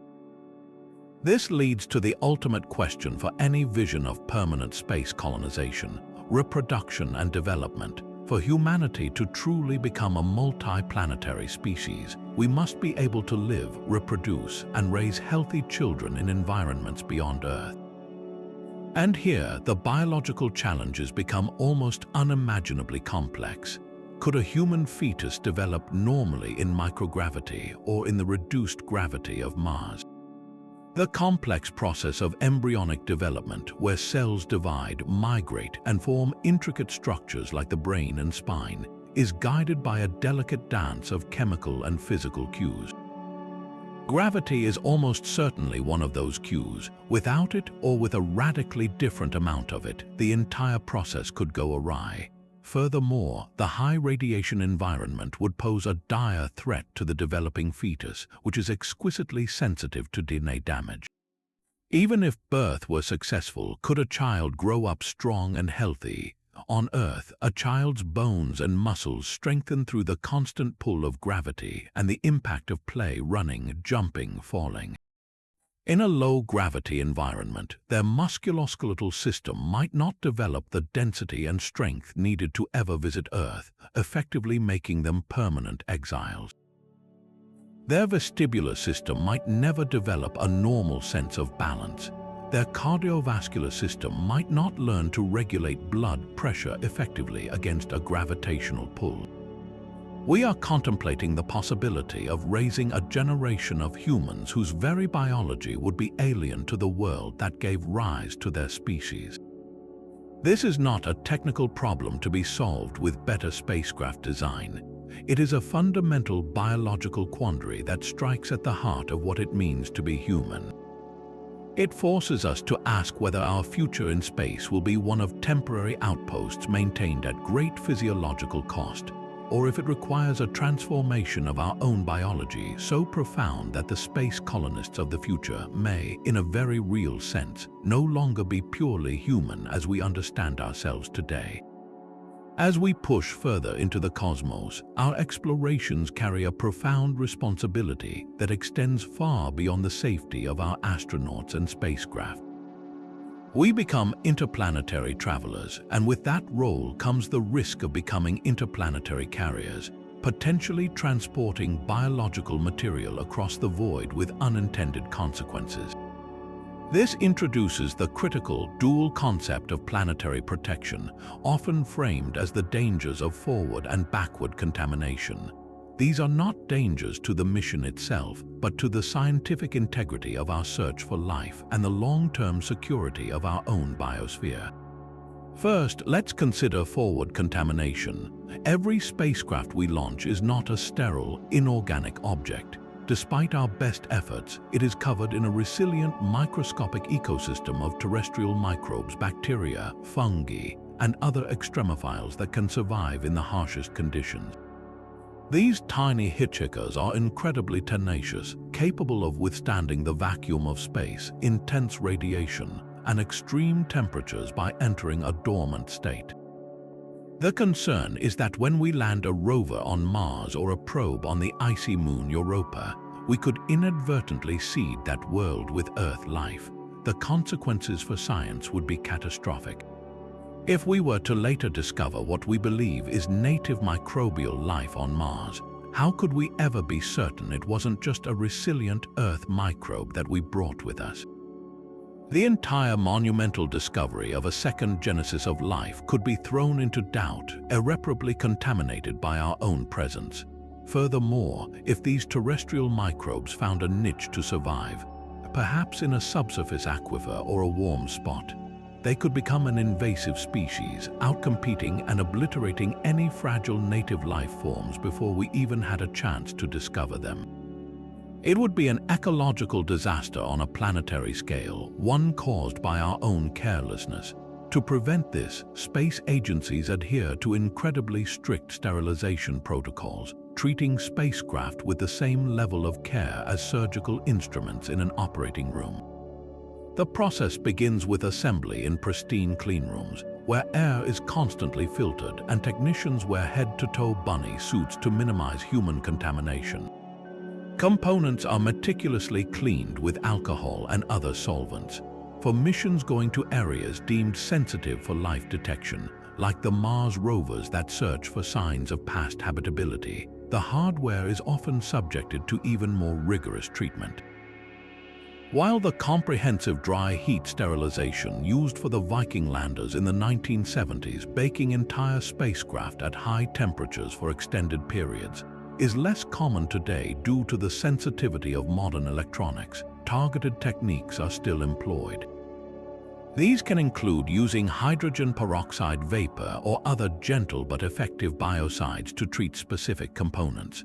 The goal is to reduce the overall biological burden to an acceptable level, a meticulous process that adds significant time and cost to missions but is considered non-negotiable for preserving the sanctity of other worlds. The flip side of this coin is backward contamination, a concept that sounds like science fiction but is treated with the utmost seriousness by scientists. This is the hypothetical risk that a sample return mission bringing back rocks or soil from Mars or another celestial body could inadvertently carry extraterrestrial biological material to Earth. The fear isn't of little green men, but of a microscopic agent, perhaps a replicating organism or a novel biotoxin for which terrestrial life has no natural immunity. An extraterrestrial microbe wouldn't need to be deliberately hostile to be devastating. It would simply need to operate outside the rules of our planetary ecosystem. It could potentially outcompete native microorganisms, disrupt soil chemistry, or even directly infect plants, animals, or humans. While the surface conditions of places like Mars are considered hostile to life as we know it, the possibility of dormant spores or ancient pathogens surviving in protected niches cannot be entirely ruled out. The potential impact is often compared to the introduction of diseases into isolated populations on Earth, like when European colonists brought illnesses to the Americas, but with the terrifying variable of a completely alien biology. This threat was taken so seriously during the Apollo missions that NASA implemented an unprecedented quarantine protocol. When the Apollo 11, 12, and 14 crews returned from the Moon, they did not step directly onto the tarmac to cheering crowds. Instead, immediately upon splashdown, they were passed biological isolation garments through the capsule hatch and were then transferred by helicopter to a specially designed mobile quarantine facility on the recovery ship. This was essentially a sealed Airstream trailer where they lived until they were flown to the Lunar Receiving Laboratory at the Johnson Space Center. There, they spent the remainder of a 21-day quarantine period inside a secure biocontainment facility, alongside the lunar samples themselves, which were handled only through glove boxes. The astronauts were monitored for any signs of illness, and the samples were analyzed for any biological activity. Only after this period, when it was determined that the Moon was lifeless and posed no threat, were the quarantine protocols relaxed for later missions. For a future Mars sample return, the containment procedures will be far more robust, likely involving multiple layers of biocontainment and rigorous testing in an isolated facility before any material is released for broader study. The protocols for protecting Earth are, rightly, even more stringent than those for protecting other planets. These twin dangers of contamination force us to recognize that our journey into space is not a one-way street. We are creating a bridge between worlds, and we must ensure that bridge does not become a pathway for irreversible biological harm. While the previous dangers have focused on physical and biological threats, we now encounter a peril that is rooted in one of the universe's most fundamental and unbreakable laws, the finite speed of light. This limitation creates a communication lag that transforms the very nature of mission control and crew autonomy, turning a manageable inconvenience in low Earth orbit into a profound hazard for any journey into deep space. The issue is simple yet insurmountable. Radio waves, our primary method of communication, travel at the speed of light, an incredible 186,000 miles per second. This is fast enough for a signal to zip between Earth and the Moon in just over a second, allowing for near-instant conversation with astronauts on the International Space Station. But as the distance grows, that delay stretches from a brief pause into a yawning chasm of silence. A spacecraft orbiting Mars, for instance, can be anywhere from 34 to over 20 light minutes away from Earth, depending on the planet's positions in their orbits. This means a simple hello from an astronaut would take, on average, about 20 minutes to reach mission control, and the response would take another 20 minutes to return. A single exchange of basic information consumes 3/4 of an hour. This time delay fundamentally shatters the real-time support system that has been the backbone of human spaceflight since its inception. On the ISS, if an alarm sounds or a system fails, astronauts can immediately talk to a team of experts on the ground. They can describe the problem, receive step-by-step instructions, and work together to troubleshoot in a matter of minutes. In a crisis, that instant connection can be the difference between life and death. But for a crew on their way to Mars, that lifeline is severed. Imagine a scenario where a warning light indicates a sudden pressure leak or a fire breaks out in a module. By the time the first fragment of data about the emergency even reaches Earth, 20 critical minutes will have already passed. The astronauts would be completely on their own, facing the escalating crisis without any guidance. By the time Mission Control analyzes the situation and beams back a suggested course of action, 40 minutes would have elapsed, a time frame in which a contained problem could have spiraled into a catastrophic loss of the vehicle and the crew. This communication gap forces a radical shift in the relationship between the astronauts and their support team on Earth. The crew can no longer be mere operators following a script. They must become a self-sufficient, independent expedition, capable of functioning as their own mission control, engineers, and medical team. This necessity for extreme autonomy places immense pressure on crew selection and training. The individuals chosen for such a mission will need to possess not just exemplary technical skills, but also exceptional leadership, problem-solving under extreme duress, and the psychological resilience to make monumental decisions without the reassurance of a ground-based consensus. They will need to be masters of multiple disciplines, from spacecraft systems and geology to emergency medicine, because the luxury of calling a specialist is gone. Their training will have to simulate every conceivable emergency with the explicit goal of building the confidence to act decisively and correctly, even when facing the unknown. This level of independence is unprecedented in human exploration and represents a significant cultural shift for space agencies accustomed to micromanaging every aspect of a mission from the ground. To bridge this cognitive gap, mission architects are looking toward advanced artificial intelligence as a crucial crewmate. Future deep space habitats will likely be equipped with sophisticated AI systems designed to serve as an always available onboard expert. This AI would have instant access to the entire spacecraft's database, every manual, every schematic, every procedure, and could process real-time sensor data to help diagnose problems faster than any human. In a medical emergency, it could guide a crew member with minimal medical training through a complex procedure. If a navigation error occurred, it could immediately calculate a dozen alternative trajectories. This AI would act as a collective, instantaneous memory and a powerful analytical engine, augmenting the crew's capabilities and helping to compensate for the loss of real-time human expertise from Earth. However, this reliance on AI introduces its own layer of complexity and risk. The system would need to be incredibly robust, resistant to the radiation-induced glitches we discussed earlier, and its decision-making processes would need to be transparent and trustworthy enough for the crew to have faith in its recommendations during a life-or-death situation. The communication lag also extends beyond emergency response to the psychological well-being of the crew. The simple, comforting chatter with family and friends becomes a stilted, formal affair, more akin to sending a series of letters than having a conversation.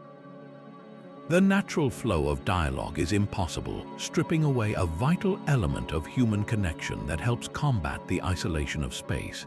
A joke loses its timing, a shared moment of worry becomes disjointed, and the crew is left with a constant, palpable reminder of their immense separation from home. This operational and psychological chasm, imposed by the simple, unyielding speed of light, may ultimately be one of the most difficult barriers to overcome.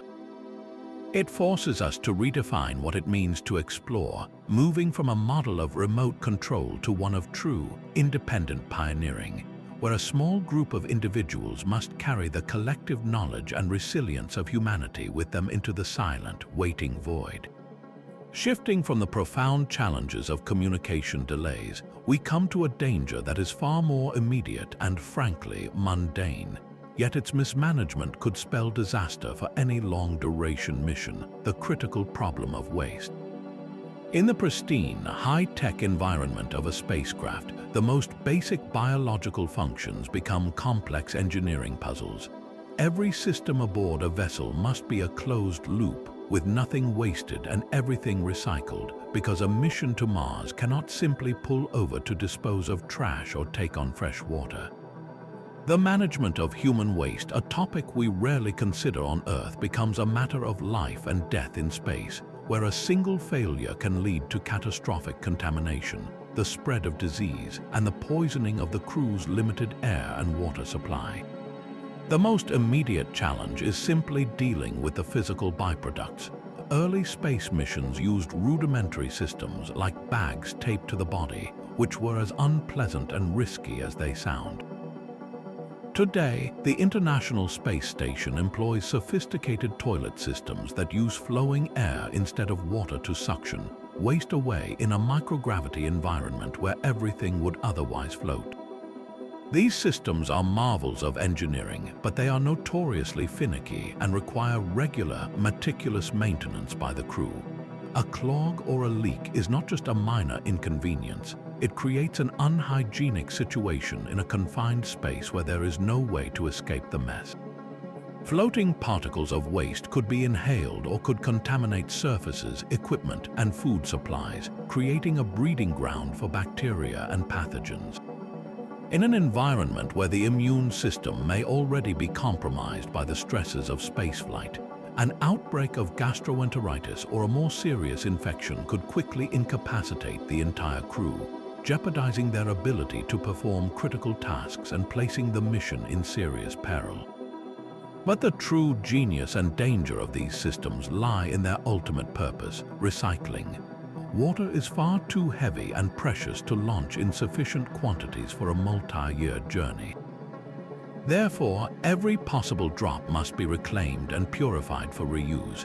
This includes not just leftover drinking water, but also moisture from the air through humidity condensers, and most remarkably, water extracted from urine. The process is both fascinating and a potential source of significant risk. Urine is first collected and then processed through a system of distillation and filtration. It is spun in a centrifuge to separate the liquids, and then the water vapor is evaporated away and condensed. This water then undergoes a rigorous multi-stage purification process, often involving iodine or other chemicals, to kill any remaining microbes and remove contaminants, resulting in water that is actually purer than what most of us drink from the tap. The peril, however, resides in the chemistry of the process itself. Urine contains a substance called urea, which the body produces as a waste product from breaking down proteins. If the recycling system malfunctions, if a seal fails, a filter clogs, or a temperature sensor gives a faulty reading, the chemical reactions can go awry. One of the most hazardous potential outcomes is the formation of ammonia. Under certain conditions, urea can break down into ammonia and carbon dioxide. Ammonia is a toxic gas that, even at low concentrations, can irritate the eyes, skin, and respiratory tract. At higher levels, it can cause burning sensations, coughing, difficulty breathing, and in a severe, concentrated leak, it could lead to fatal pulmonary edema. A leak of ammonia vapor into the closed atmosphere of a spacecraft would be a medical emergency, forcing the crew to don oxygen masks and attempt repairs in a hazardous environment, all while millions of miles from any help. This underscores the absolute reliance the crew has on these complex life support systems. A failure in the water recycling system is not just a failure of a machine, it is a direct threat to the crew's hydration and survival. If the water reclaimer breaks down irreparably, the mission would have to be aborted, as the crew would eventually run out of their precious finite water reserves. The constant need to monitor, maintain, and repair these systems adds a significant workload to the astronauts, who must be part plumber, part chemist, and part sanitation engineer. The success of future deep space missions hinges on making these recycling systems not only more efficient but also vastly more reliable. Every component must be designed with multiple redundancies and fail-safes, because in the challenge of transforming waste back into life-giving water, there is absolutely no room for error. The silent, steady hum of the water reclaimer is the sound of survival itself, a delicate technological ballet that turns the most basic human output into the very essence of continued existence among the stars. This relentless focus on recycling every drop of water and every molecule of air points toward a danger that is perhaps the most fundamental constraint of all: the absolute scarcity of resources in the void. Here on Earth, we live in a world of abundance, or at least of easy resupply. If you run out of food, you go to the store. If a water pipe breaks, a repair crew can fix it. But for a crew en route to Mars, there is no store, no repair crew, and no second chance. Every single resource needed to sustain life, every breath of air, every sip of water, every morsel of food, and every kilogram of propellant for the journey home, must either be carried along at launch or manufactured from scratch along the way. The spacecraft becomes a tiny, fragile island in an ocean of nothingness, and the margin for error is vanishingly thin. The most immediate and non-negotiable consumable is breathable air. Humans need a constant supply of oxygen and a way to remove the carbon dioxide we exhale. On the International Space Station, this is managed by a complex system. Oxygen is generated primarily by a process called electrolysis, which uses electricity to split water molecules into oxygen and hydrogen gas. The oxygen is pumped into the cabin atmosphere, while the hydrogen is either vented into space or combined with waste carbon dioxide in a separate chemical process to potentially create more water, a remarkable but delicate cycle. The carbon dioxide itself is scrubbed from the air using canisters of a special material that absorbs the gas. When these canisters are saturated, they must be replaced or regenerated. A failure in any part of this chain could be swiftly catastrophic.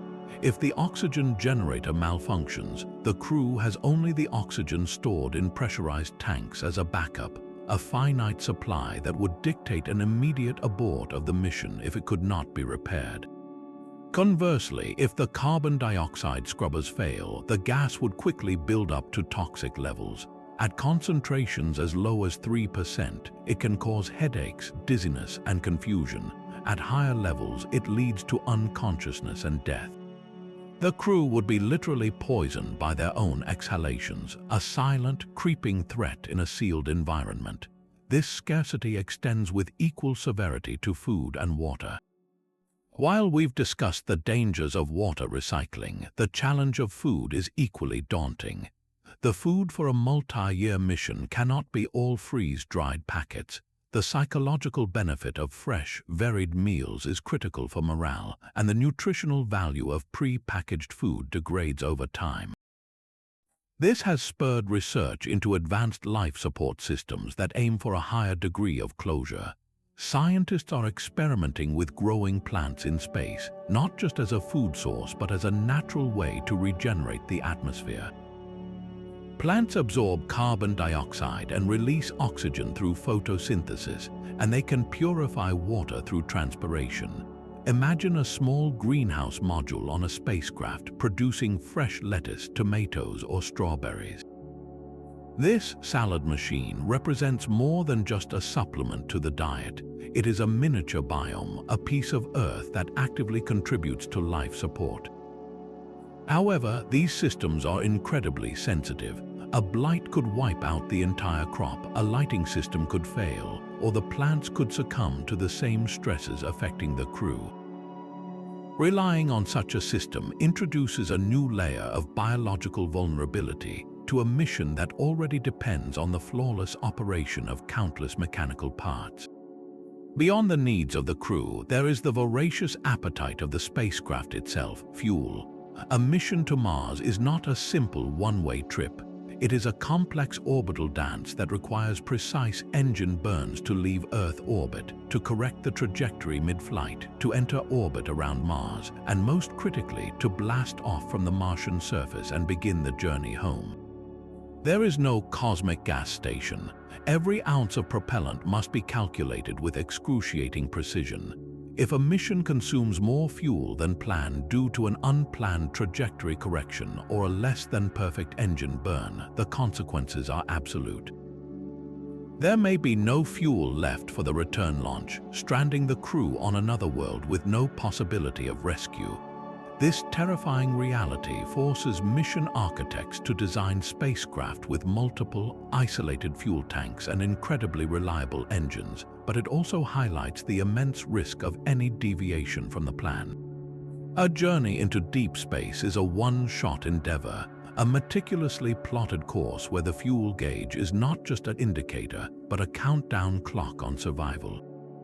This overarching scarcity is the driving force behind the dream of in situ resource utilization, or ISRU, the concept of living off the land. On Mars, this could mean using the planet's thin atmosphere, which is 95% carbon dioxide, to manufacture methane rocket fuel and oxygen for breathing. A robotic factory sent ahead of a human mission could, in theory, use solar power to combine Martian carbon dioxide with hydrogen brought from Earth to create a stockpile of fuel for the return journey. This would transform Mars from a dead end into a waypoint, dramatically reducing the amount of fuel that needs to be launched from Earth. Similarly, mining water ice from the Martian soil could provide an almost limitless supply of water for drinking, oxygen, and radiation shielding. But these technologies are still in their infancy, and relying on them for a first mission would be an enormous gamble. A malfunction in the fuel production plant upon arrival would be a death sentence, turning the entire mission into a one-way trip. The scarcity of resources therefore presents a stark choice. Carry everything you could possibly need at immense cost and risk, or bet the lives of the crew on unproven technologies that must work perfectly the first time, millions of miles from any hope of assistance. It is a burden of preparation unlike any other in human exploration, where forgetting to pack a single spare part could mean the difference between a triumphant return and becoming a permanent monument on a distant world. While we've become accustomed to the predictable pull of Earth's gravity and the weightlessness of orbit, the universe presents a far more complex and varied gravitational landscape. Each celestial body possesses its own unique gravity well, a product of its mass and density, and navigating these varying forces introduces a suite of dangers that are both navigational and physiological in nature. The challenge isn't just adapting to microgravity or high gravity, but confronting the profound unpredictability of gravity fields that are anything but uniform. Consider the act of landing on a small asteroid or a moon like Phobos, which orbits Mars. These are worlds with microgravity so faint that their pull is almost negligible. An astronaut attempting to walk on such a surface would find it an exercise in surreal difficulty.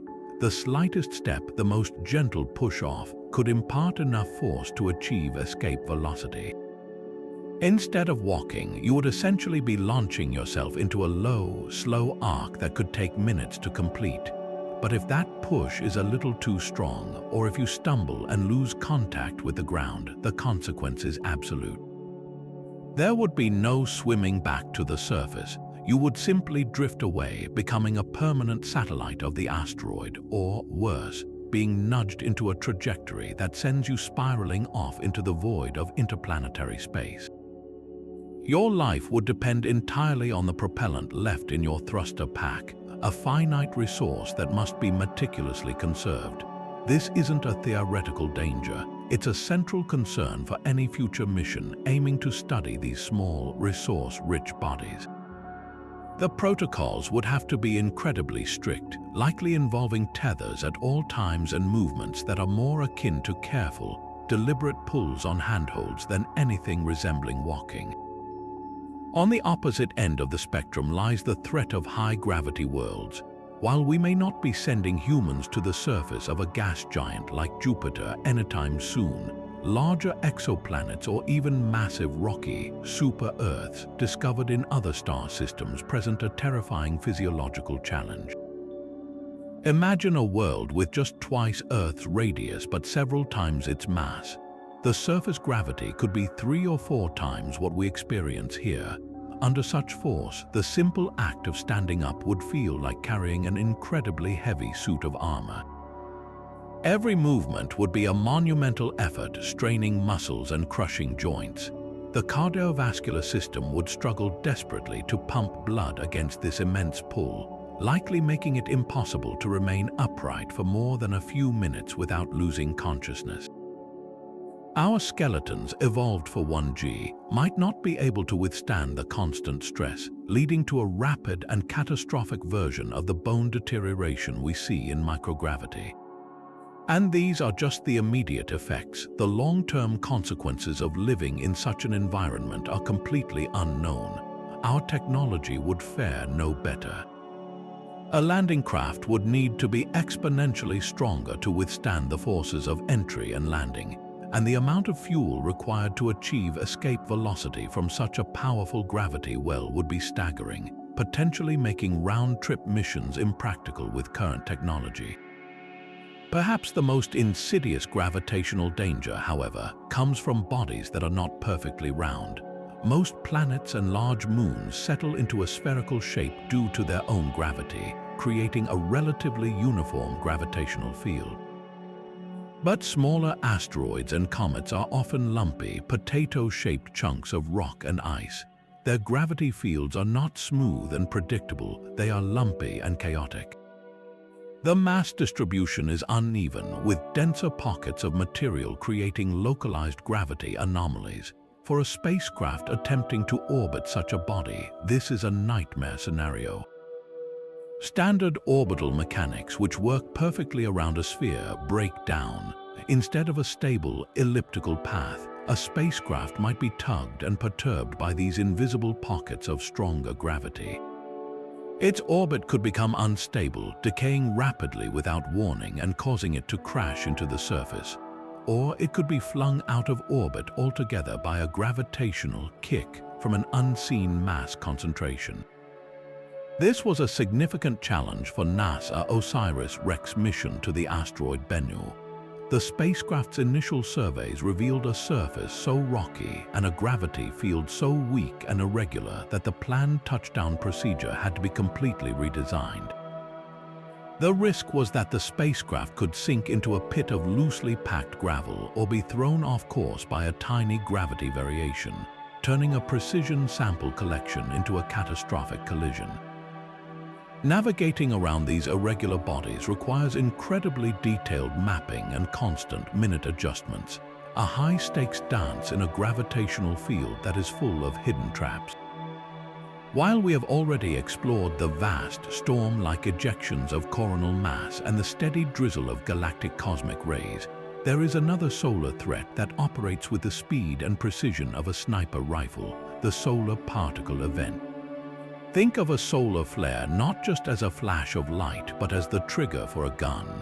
In the most powerful flares, the sun can accelerate protons to nearly the speed of light, firing a concentrated beam of these subatomic bullets directly into space. These are not the slower moving clouds of plasma from a coronal mass ejection. This is a blast of pure, high-energy radiation that can reach the Earth-Moon system in a matter of minutes to hours.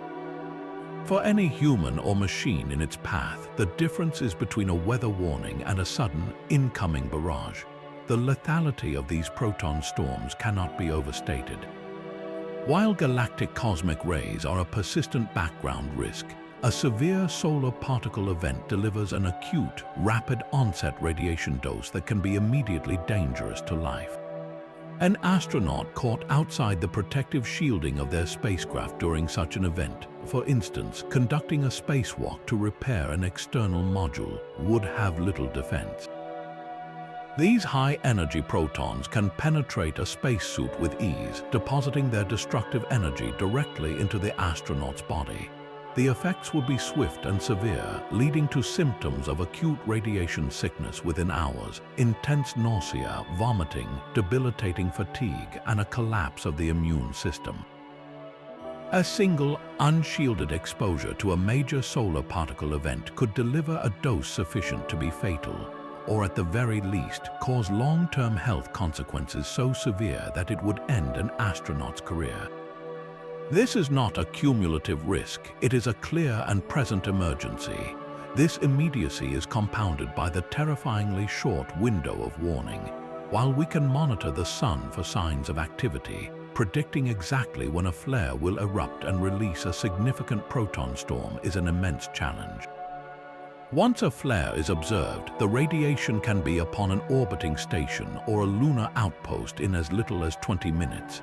In some cases, the first sign of danger might be the radiation sensors on the spacecraft spiking alarmingly, with the visual confirmation of the flare arriving at the same time as the particles themselves. This leaves almost no time for contingency planning. An astronaut on a spacewalk would have to immediately terminate their activity, navigate back to the airlock, and safely get inside, all within a frantic race against an invisible wave of radiation. On the surface of the Moon or Mars, which lack a protective magnetic field, the situation is even more dire. There is no natural shield. The only protection is the habitat itself, and reaching it in a pressurized rover or on foot could take precious minutes that the crew may not have. This existential threat forces a fundamental design requirement for all future deep space habitats and vehicles: the radiation storm shelter. This cannot be just any part of the spacecraft. It must be a specially designed refuge, a citadel within the walls. Since mass is the primary defense against radiation, this shelter would be strategically lined with the spacecraft's most dense materials. This could mean walls surrounded by water tanks, food supplies, polyethylene shielding, or even the crew's own waste products, all arranged to create a thick barrier against the incoming particles. In an ideal design, the sleeping quarters for the crew would double as this shelter, allowing them to be protected during their rest periods without needing to relocate during a sudden alert. When a warning is issued, the crew would have to drop everything and retreat to this shielded space, potentially remaining there for many hours or even days until the proton storm passes. It becomes a claustrophobic bunker in the void, a temporary prison that is also their only hope for survival. The development of reliable forecasting is therefore a matter of life and death. Space agencies are investing heavily in a network of solar observatories, both in space and on the ground, to improve our ability to see these events coming. The dream is to achieve a predictive capability similar to terrestrial hurricane tracking, providing crews with not just minutes but potentially days of warning. This would allow missions to schedule critical extravehicular activities during periods of low solar activity and ensure the crew is safely within their storm shelter before the first proton arrives. Until that day comes, the threat of the solar particle event will hang over every spacewalk and every step on another world, a stark reminder that the Sun, the source of all life on Earth, can also be a sudden and ruthless adversary in the unforgiving environment of space. Even as astronauts contend with the visible weakening of their muscles and bones, a more covert battle is being waged within their very cells, a conflict that targets the body's primary defense network.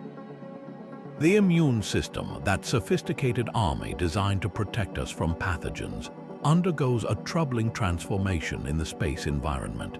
Research has consistently shown that the combined assault of microgravity and space radiation can suppress immune function, leaving astronauts more vulnerable to infections.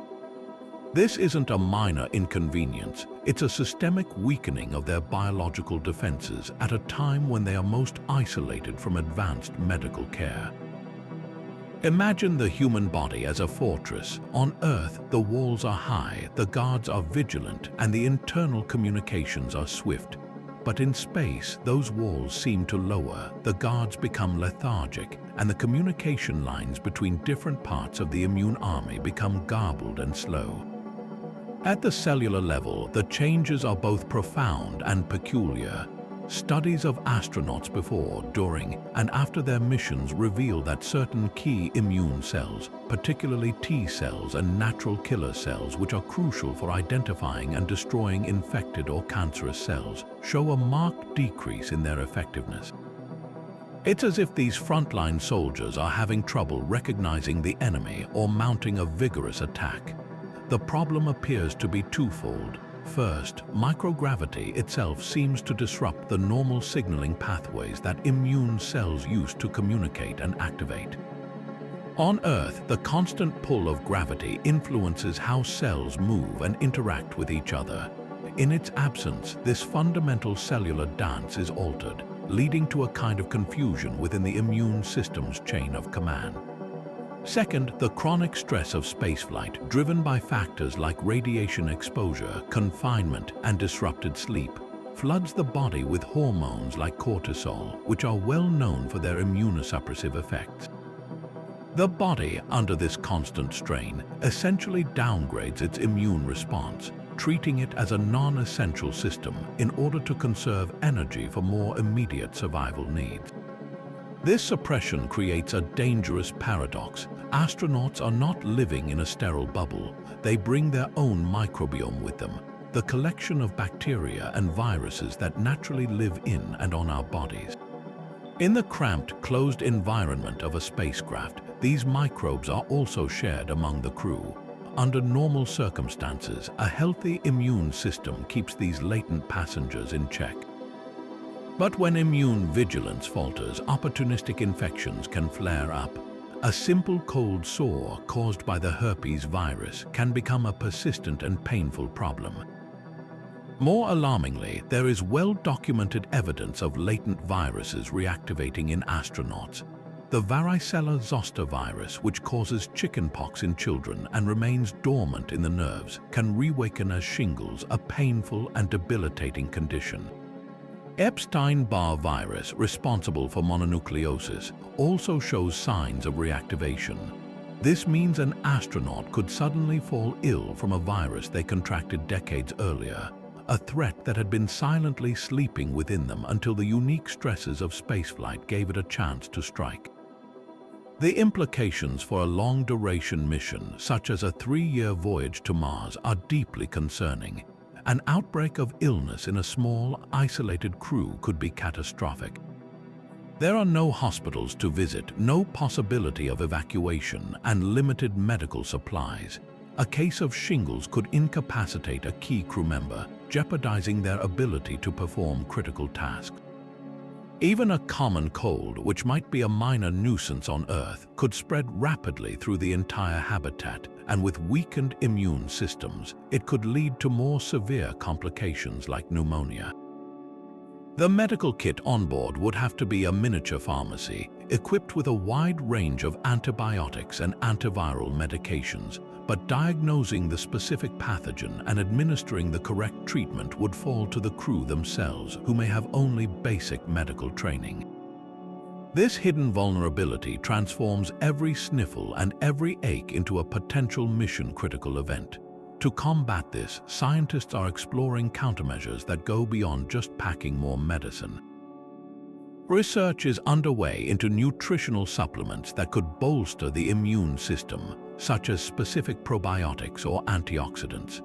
There is also a focus on advanced monitoring technology, like wearable sensors that could track subtle biomarkers of immune function in real time, providing an early warning system for a decline in defenses.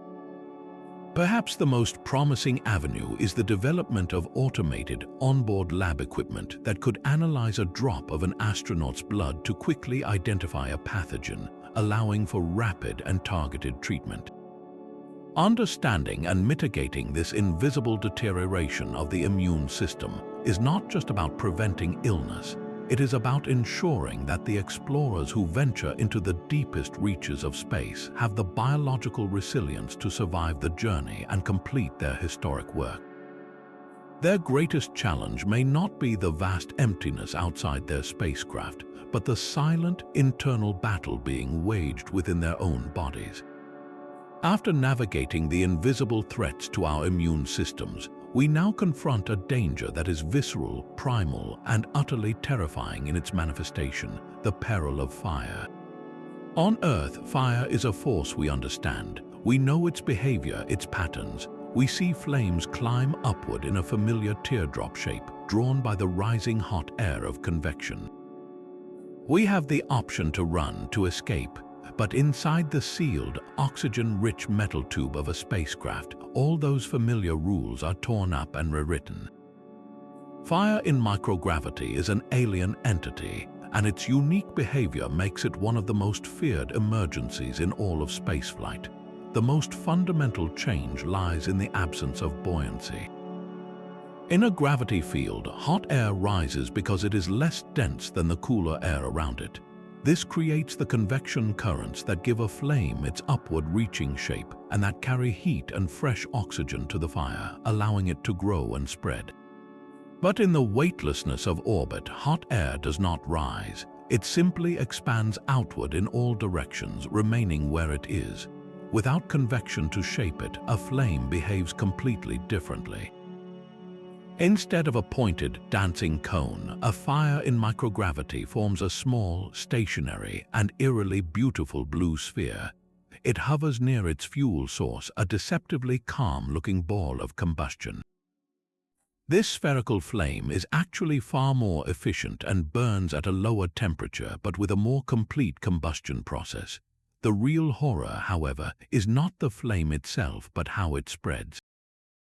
On Earth, heat rises, meaning the ceiling becomes the hottest part of a room.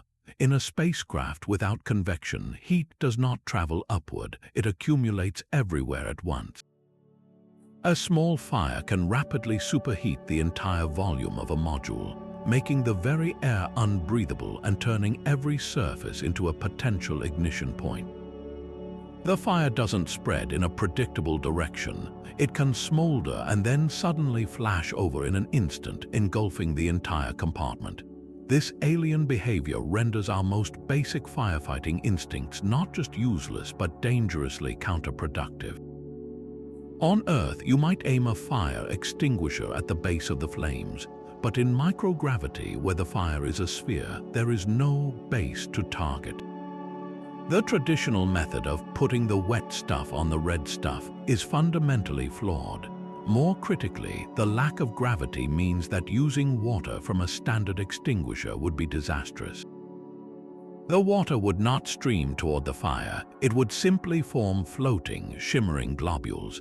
These globules would not only be ineffective at dousing the flames, but would also become a severe hazard themselves, potentially short-circuiting critical electronics and creating a chaotic, floating mess that obscures vision and complicates the crew's movement. The absolute inescapability of the situation magnifies the terror 1,000-fold. On a space station or a spacecraft, there is no exit. There is no running outside for fresh air. The crew is trapped in a finite volume with the fire, its toxic smoke, and its rapidly depleting oxygen. The smoke, another element transformed by microgravity, does not rise to gather at the ceiling where ventilation might capture it. It forms a thick, choking fog that permeates the entire module, reducing visibility to zero and filling the astronauts' lungs with a cocktail of poisonous gases like carbon monoxide and hydrogen cyanide. Every second the fire burns consumes more of the precious, irreplaceable air, threatening to suffocate the crew even if the flames themselves are contained. The only refuge might be to seal off the affected module, but that carries the horrific risk of sacrificing any crew members trapped on the other side of the fire. The stark reality of this danger was horrifically demonstrated aboard the Russian space station Mir in 1997. During a routine experiment, an oxygen-generating canister, known as a solid fuel oxygen generator or a candle, malfunctioned. Instead of producing a steady flow of oxygen, it ignited with the intensity of a blowtorch. The flame, shooting out with immense force, began to melt through the metal hull of the module. Thick, black, toxic smoke quickly filled the station, stinging the eyes of the 6 crew members and making it impossible to see or breathe without their emergency oxygen masks. In the choking darkness, they struggled to locate the correct type of fire extinguisher, as using the wrong kind on a chemical fire could have made the situation even worse. For several agonizing minutes, they fought the blaze, fully aware that a breach of the hull would mean certain death. They ultimately managed to extinguish the fire, but the event left the station severely damaged and the crew psychologically traumatized. They had looked directly into the abyss of one of spaceflight's ultimate nightmares and survived, but the experience served as a brutal lesson that a fire the size of a fist can bring a multi-ton space station to the brink of catastrophe in moments. In response to these threats, space agencies have developed highly specialized firefighting protocols and technology. Extinguishers on the International Space Station do not use water. They expel a fine mist of carbon dioxide or a nitrogen-based gaseous agent that suffocates the fire by displacing oxygen without leaving a residue or creating floating liquid hazards. Crews undergo relentless training in simulators that recreate the disorienting conditions of a microgravity fire, teaching them to work as a team in near-zero visibility to locate and suppress the flames. Perhaps the most critical line of defense, however, is prevention. Every material used inside a spacecraft is rigorously tested for flammability. Wiring is shielded and bundled with extreme care. Systems that generate heat are equipped with multiple layers of thermal protection and automatic shutdown procedures. The oxygen level in the cabin atmosphere is even carefully controlled. While it is maintained at a comfortable level for breathing, it is kept lower than the concentration in Earth's air to reduce the intensity with which materials will burn. The memory of the mere fire and the ever-present knowledge of this uniquely terrifying danger ensures that the fight against fire is a battle fought every single day through meticulous design, constant vigilance, and the sobering understanding that in the confined, fragile world of a spacecraft, there is no such thing as a small flame. And so we arrive at the final and perhaps most unsettling danger on our list. It's a threat not of radiation or impact, but of meaning, a philosophical peril that casts a long shadow over our entire cosmic ambition. We've journeyed through 24 formidable obstacles, from solar storms that could fry our technology to the quiet decay of our own bodies in the void. Each one is a monumental engineering and biological puzzle. But what if these puzzles are more than just challenges? What if they are, collectively, something far more profound, a test that no civilization passes? This brings us to the chilling concept known as the Great Filter, an idea that emerges from a very simple, very quiet observation about our universe. The question is famously encapsulated in the Fermi Paradox, named for the physicist Enrico Fermi, who, during a discussion about the high probability of alien life, simply asked, "But where is everybody?" The universe is ancient, vast, and filled with billions of stars similar to our Sun, many of which are orbited by planets in the habitable zone. The ingredients for life seem to be commonplace. Statistically, it seems almost inevitable that intelligent life should have arisen many times over billions of years. If even a tiny fraction of those civilizations developed technology and the desire to explore, the galaxy should be teeming with their activity.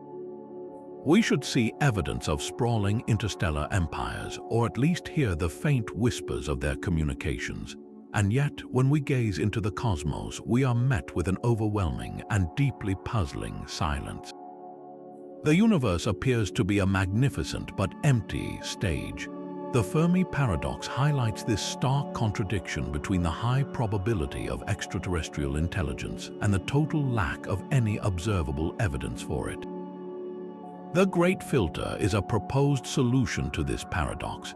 The theory suggests that the development of life from its inception to a galaxy-spanning civilization is not a smooth, inevitable progression. Instead, there is at least one critical evolutionary or technological barrier, a filter, that is extraordinarily difficult to overcome. This filter is so effective that it prevents virtually all life from advancing beyond a certain point, effectively weeding out the vast majority of potential civilizations before they can make their presence known across the stars. The terrifying implication is that the reason the galaxy is silent is not because life is rare, but because something is stopping it from surviving long enough to fill the silence. This leads to the crucial and deeply sobering question: where is this filter located in our own timeline? There are two frightening possibilities. The first is that the Great Filter is behind us. Perhaps the spontaneous genesis of life from non-living chemistry is an event of such staggering improbability that it has only happened once in our galaxy. Or maybe the leap from simple single-celled life to complex multicellular organisms is the true bottleneck. If this is the case, we on Earth are the miraculous singular winners of a cosmic lottery. We have already passed through the filter and the universe is ours for the taking.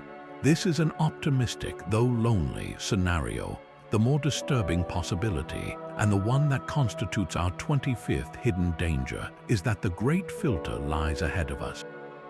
The challenges of becoming a spacefaring species, the very dangers we have spent this video exploring, may not just be difficult problems, they may be insurmountable ones. Think about it, the lethal radiation environment that requires shielding we can barely conceive of, the absolute scarcity of resources that demands perfect, closed-loop systems with zero room for error, the profound biological incompatibility that may prevent us from ever reproducing and thriving beyond Earth, the terrifying fragility of our technology in the face of cosmic rays and the vacuum. What if these aren't simply hurdles to be cleared with enough ingenuity? What if they are the universe's way of saying that biology and consciousness as we know them are fundamentally, permanently planetary phenomena? In this light, our dream of spreading out among the stars could be the very thing that dooms us. A civilization that remains on its home planet might survive for millennia, limited but stable. But one that reaches for the stars might be unleashing forces it cannot control. Perhaps the technological maturity required for interstellar travel inevitably leads to self-destruction through war or environmental collapse. Or perhaps as we venture out, we encounter a cosmic danger we never anticipated, something that systematically snuffs out intelligent life before it can gain a foothold on other worlds. The great filter, then, would be the wall we hit when we try to leave our cradle. The silence of the universe would be the silence of a graveyard, filled with the ghosts of civilizations that, like us, dreamed of the stars but were ultimately consumed by the challenges we are only now beginning to understand. This is not a danger we can engineer our way out of with a better heat shield or a more efficient water recycler. It is a potential verdict on the limits of life itself, a hidden cosmic rule that may forever keep the stars just out of reach. As we have journeyed through this formidable list, a critical pattern emerges, one that transforms our understanding of the challenges ahead. These 25 dangers are not separate items on a checklist to be solved in isolation. Instead, they form a deeply interconnected and synergistic web, where a single failure in one area can trigger a catastrophic cascade, amplifying vulnerabilities and turning a manageable incident into a full-blown disaster. The true peril of space lies not in any one threat, but in the complex and often unpredictable ways these threats interact with one another, creating a problem far greater than the sum of its parts. Consider the relationship between the human mind and body. We discussed the immense psychological strain of long-duration spaceflight, the isolation, the confinement, the disruption of circadian rhythms. This chronic stress does not exist in a vacuum. It has a direct and measurable physiological impact.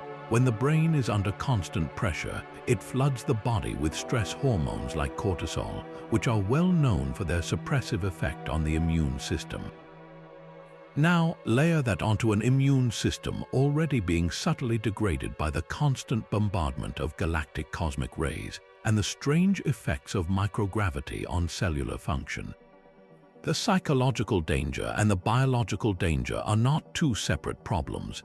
They are a feedback loop of deterioration. A crew member suffering from depression or anxiety could see their body's ability to fight off a reactivated virus plummet, turning a minor health issue into a mission-threatening medical emergency.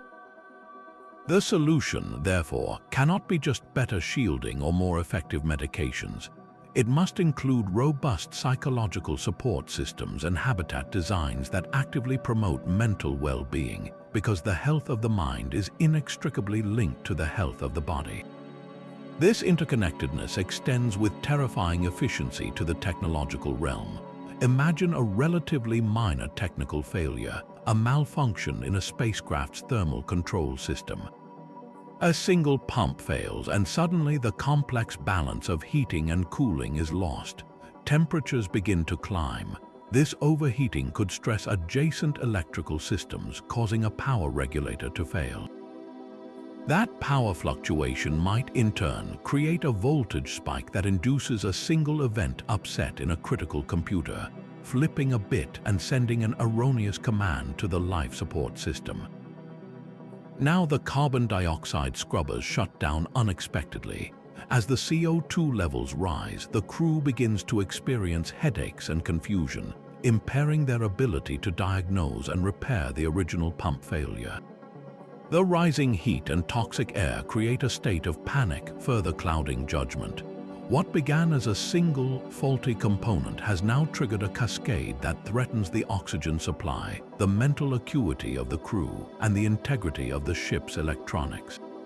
This domino effect illustrates why spacecraft design must focus not just on redundancy, but on isolation and fault tolerance, ensuring that a failure in one system is contained and cannot easily propagate to others.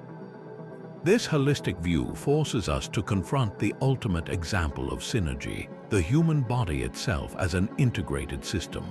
An astronaut is not a collection of independent parts. A problem in one area inevitably strains others. The fluid shift toward the head that causes vision issues also places extra demand on the cardiovascular system. The heart, already working differently in microgravity, has to work harder to manage this redistribution.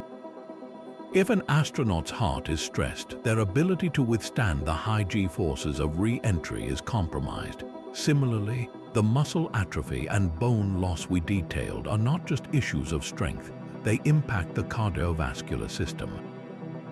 Weakened leg muscles are less effective at pumping blood back to the heart, which can contribute to dizziness and fainting upon returning to gravity.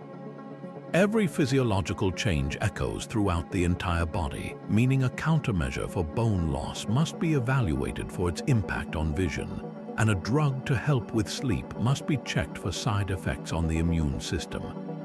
There is no such thing as a simple fix. Consequently, the old model of spaceflight where engineers, physicians, and psychologists worked in their separate silos is utterly inadequate for the challenges of deep space exploration.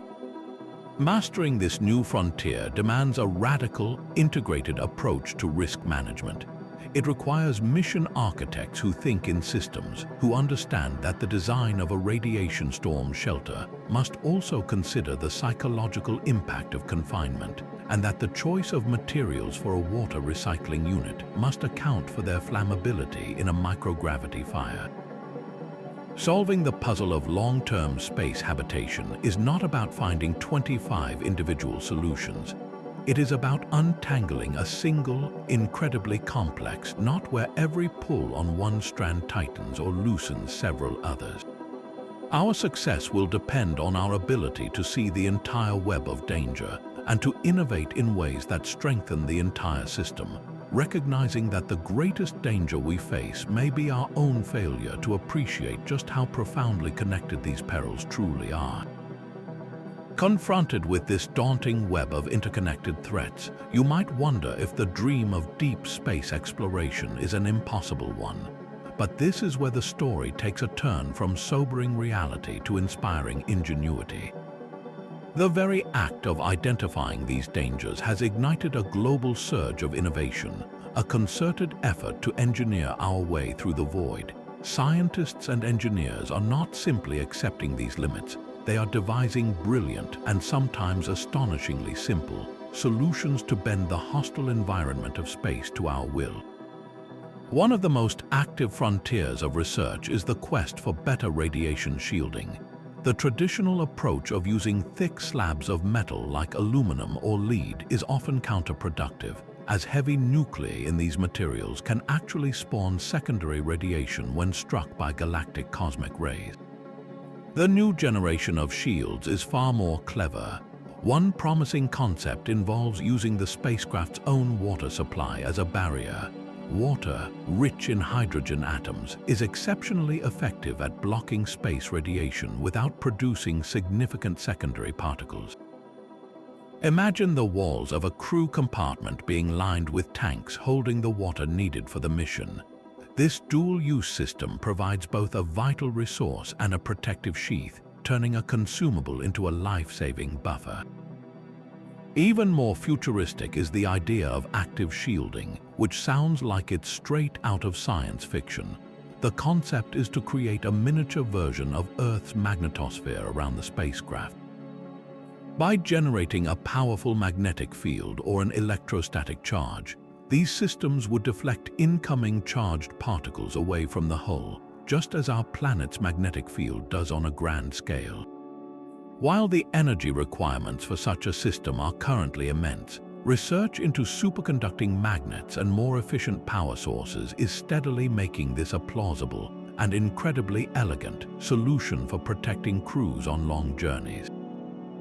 To combat the insidious decay of the human body in microgravity, engineers are returning to a classic idea with a modern twist: artificial gravity. The principle is straightforward physics, centrifugal force. By designing a spacecraft with two or more modules connected by a long tether or a rotating truss and setting the entire structure spinning slowly, you can simulate gravity. The centrifugal force would push the crew outward toward the hull, creating a sensation of weight. This isn't about achieving a full 1G, even a fraction of Earth's gravity, say the 38% found on Mars, could be enough to prevent the worst effects of bone demineralization and muscle atrophy, while also eliminating the fluid shift that causes vision problems. The engineering challenges are significant, involving complex dynamics to prevent the spin from inducing nausea and designing docking mechanisms for vehicles arriving at a rotating station. But the potential payoff is monumental. Instead of forcing the human body to adapt to an unnatural state, we would be bringing a fundamental piece of our evolutionary environment with us. This approach represents a paradigm shift from treating the symptoms of weightlessness to eliminating the cause altogether. Within the spacecraft itself, the goal is to create a truly self-sufficient biosphere. The life support systems on the International Space Station are impressive, but they are not fully closed loops. They still rely on regular resupply missions for water and air. The next step is to develop systems that recycle nearly 100% of these vital resources. Advanced life support research is focused on integrating biological components. Imagine a module dedicated to growing plants not just for food, but as integral parts of the air and water revitalization system. Through photosynthesis, plants would consume the carbon dioxide exhaled by the crew and produce fresh oxygen. They would also contribute to water purification through transpiration. These bioregenerative systems would work in concert with mechanical systems, creating a resilient, multi-layered network that mimics the cycles of Earth. This goes far beyond survival. It's about creating a sustainable, living environment that can support a crew for years without external input, a requirement for any future base on the Moon or Mars. The health of the crew in this isolated environment will be monitored with a level of intimacy we might find startling on Earth. The future of space medicine involves continuous, non-invasive biosensing. Smart fabrics woven into clothing could monitor heart rate, respiration, and even subtle changes in blood chemistry. A simple patch on the skin might track hydration levels and immune markers. All this data would be fed into an onboard artificial intelligence system that acts as a virtual chief medical officer. This AI would have encyclopedic knowledge of space-specific physiology and could detect the earliest signs of trouble long before a crew member even feels unwell.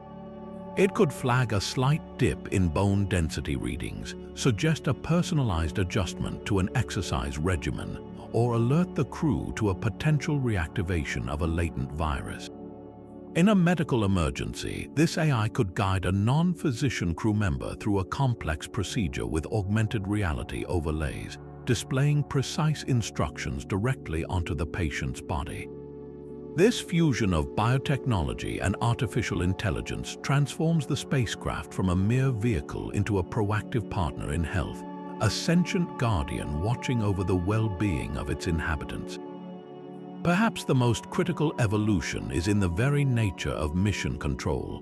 As we discussed with the communication lag, a crew heading to Mars cannot wait 40 minutes for instructions during a crisis. The solution is to shift from ground-based control to onboard autonomy.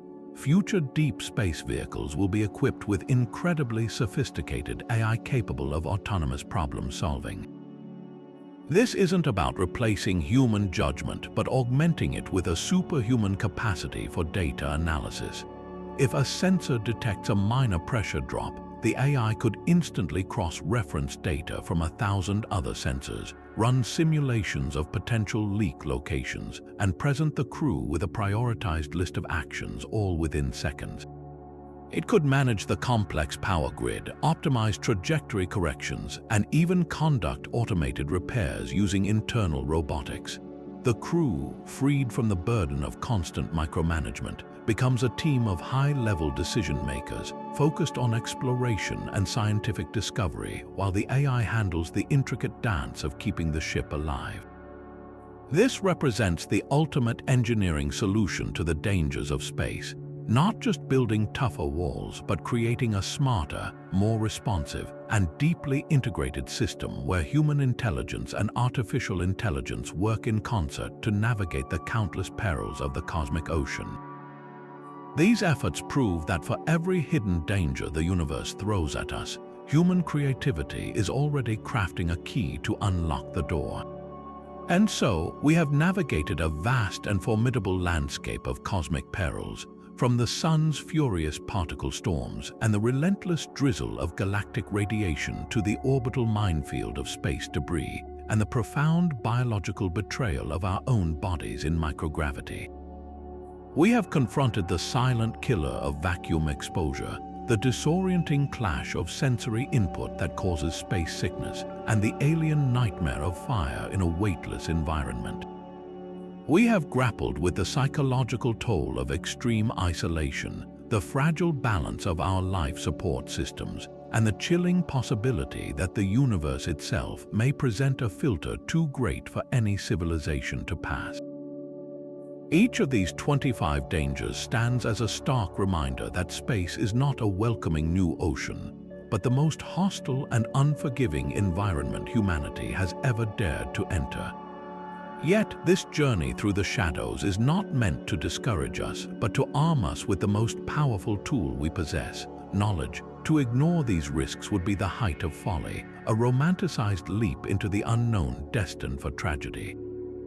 But to study them, to dissect them, and to understand their intricate connections is to transform them from insurmountable barriers into a series of complex but solvable engineering puzzles. Acknowledging the brutal reality of the void is the essential first step on the path to conquering it.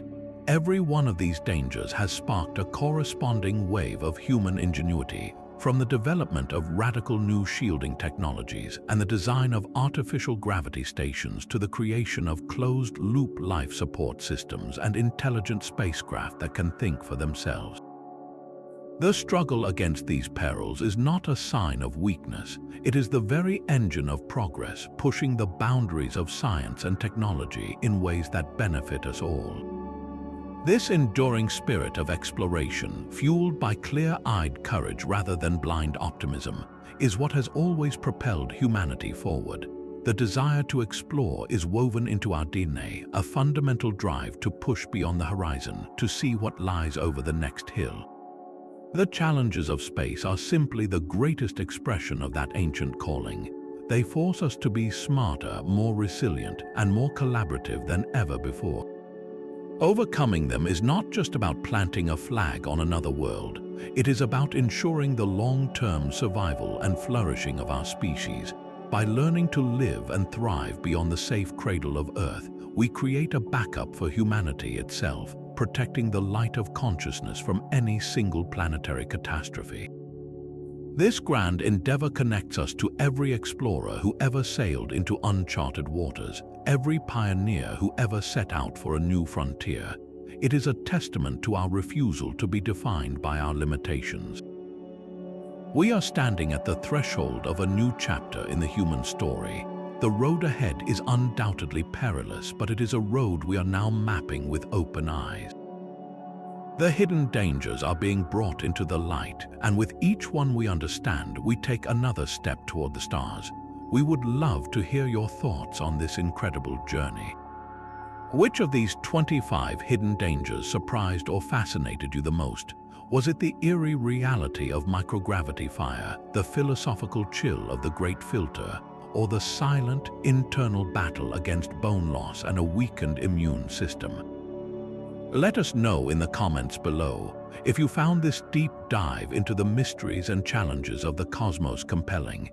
Please subscribe for more content as we continue to explore the final frontier, demystifying its wonders and its warnings. The universe is waiting, and our adventure has only just begun.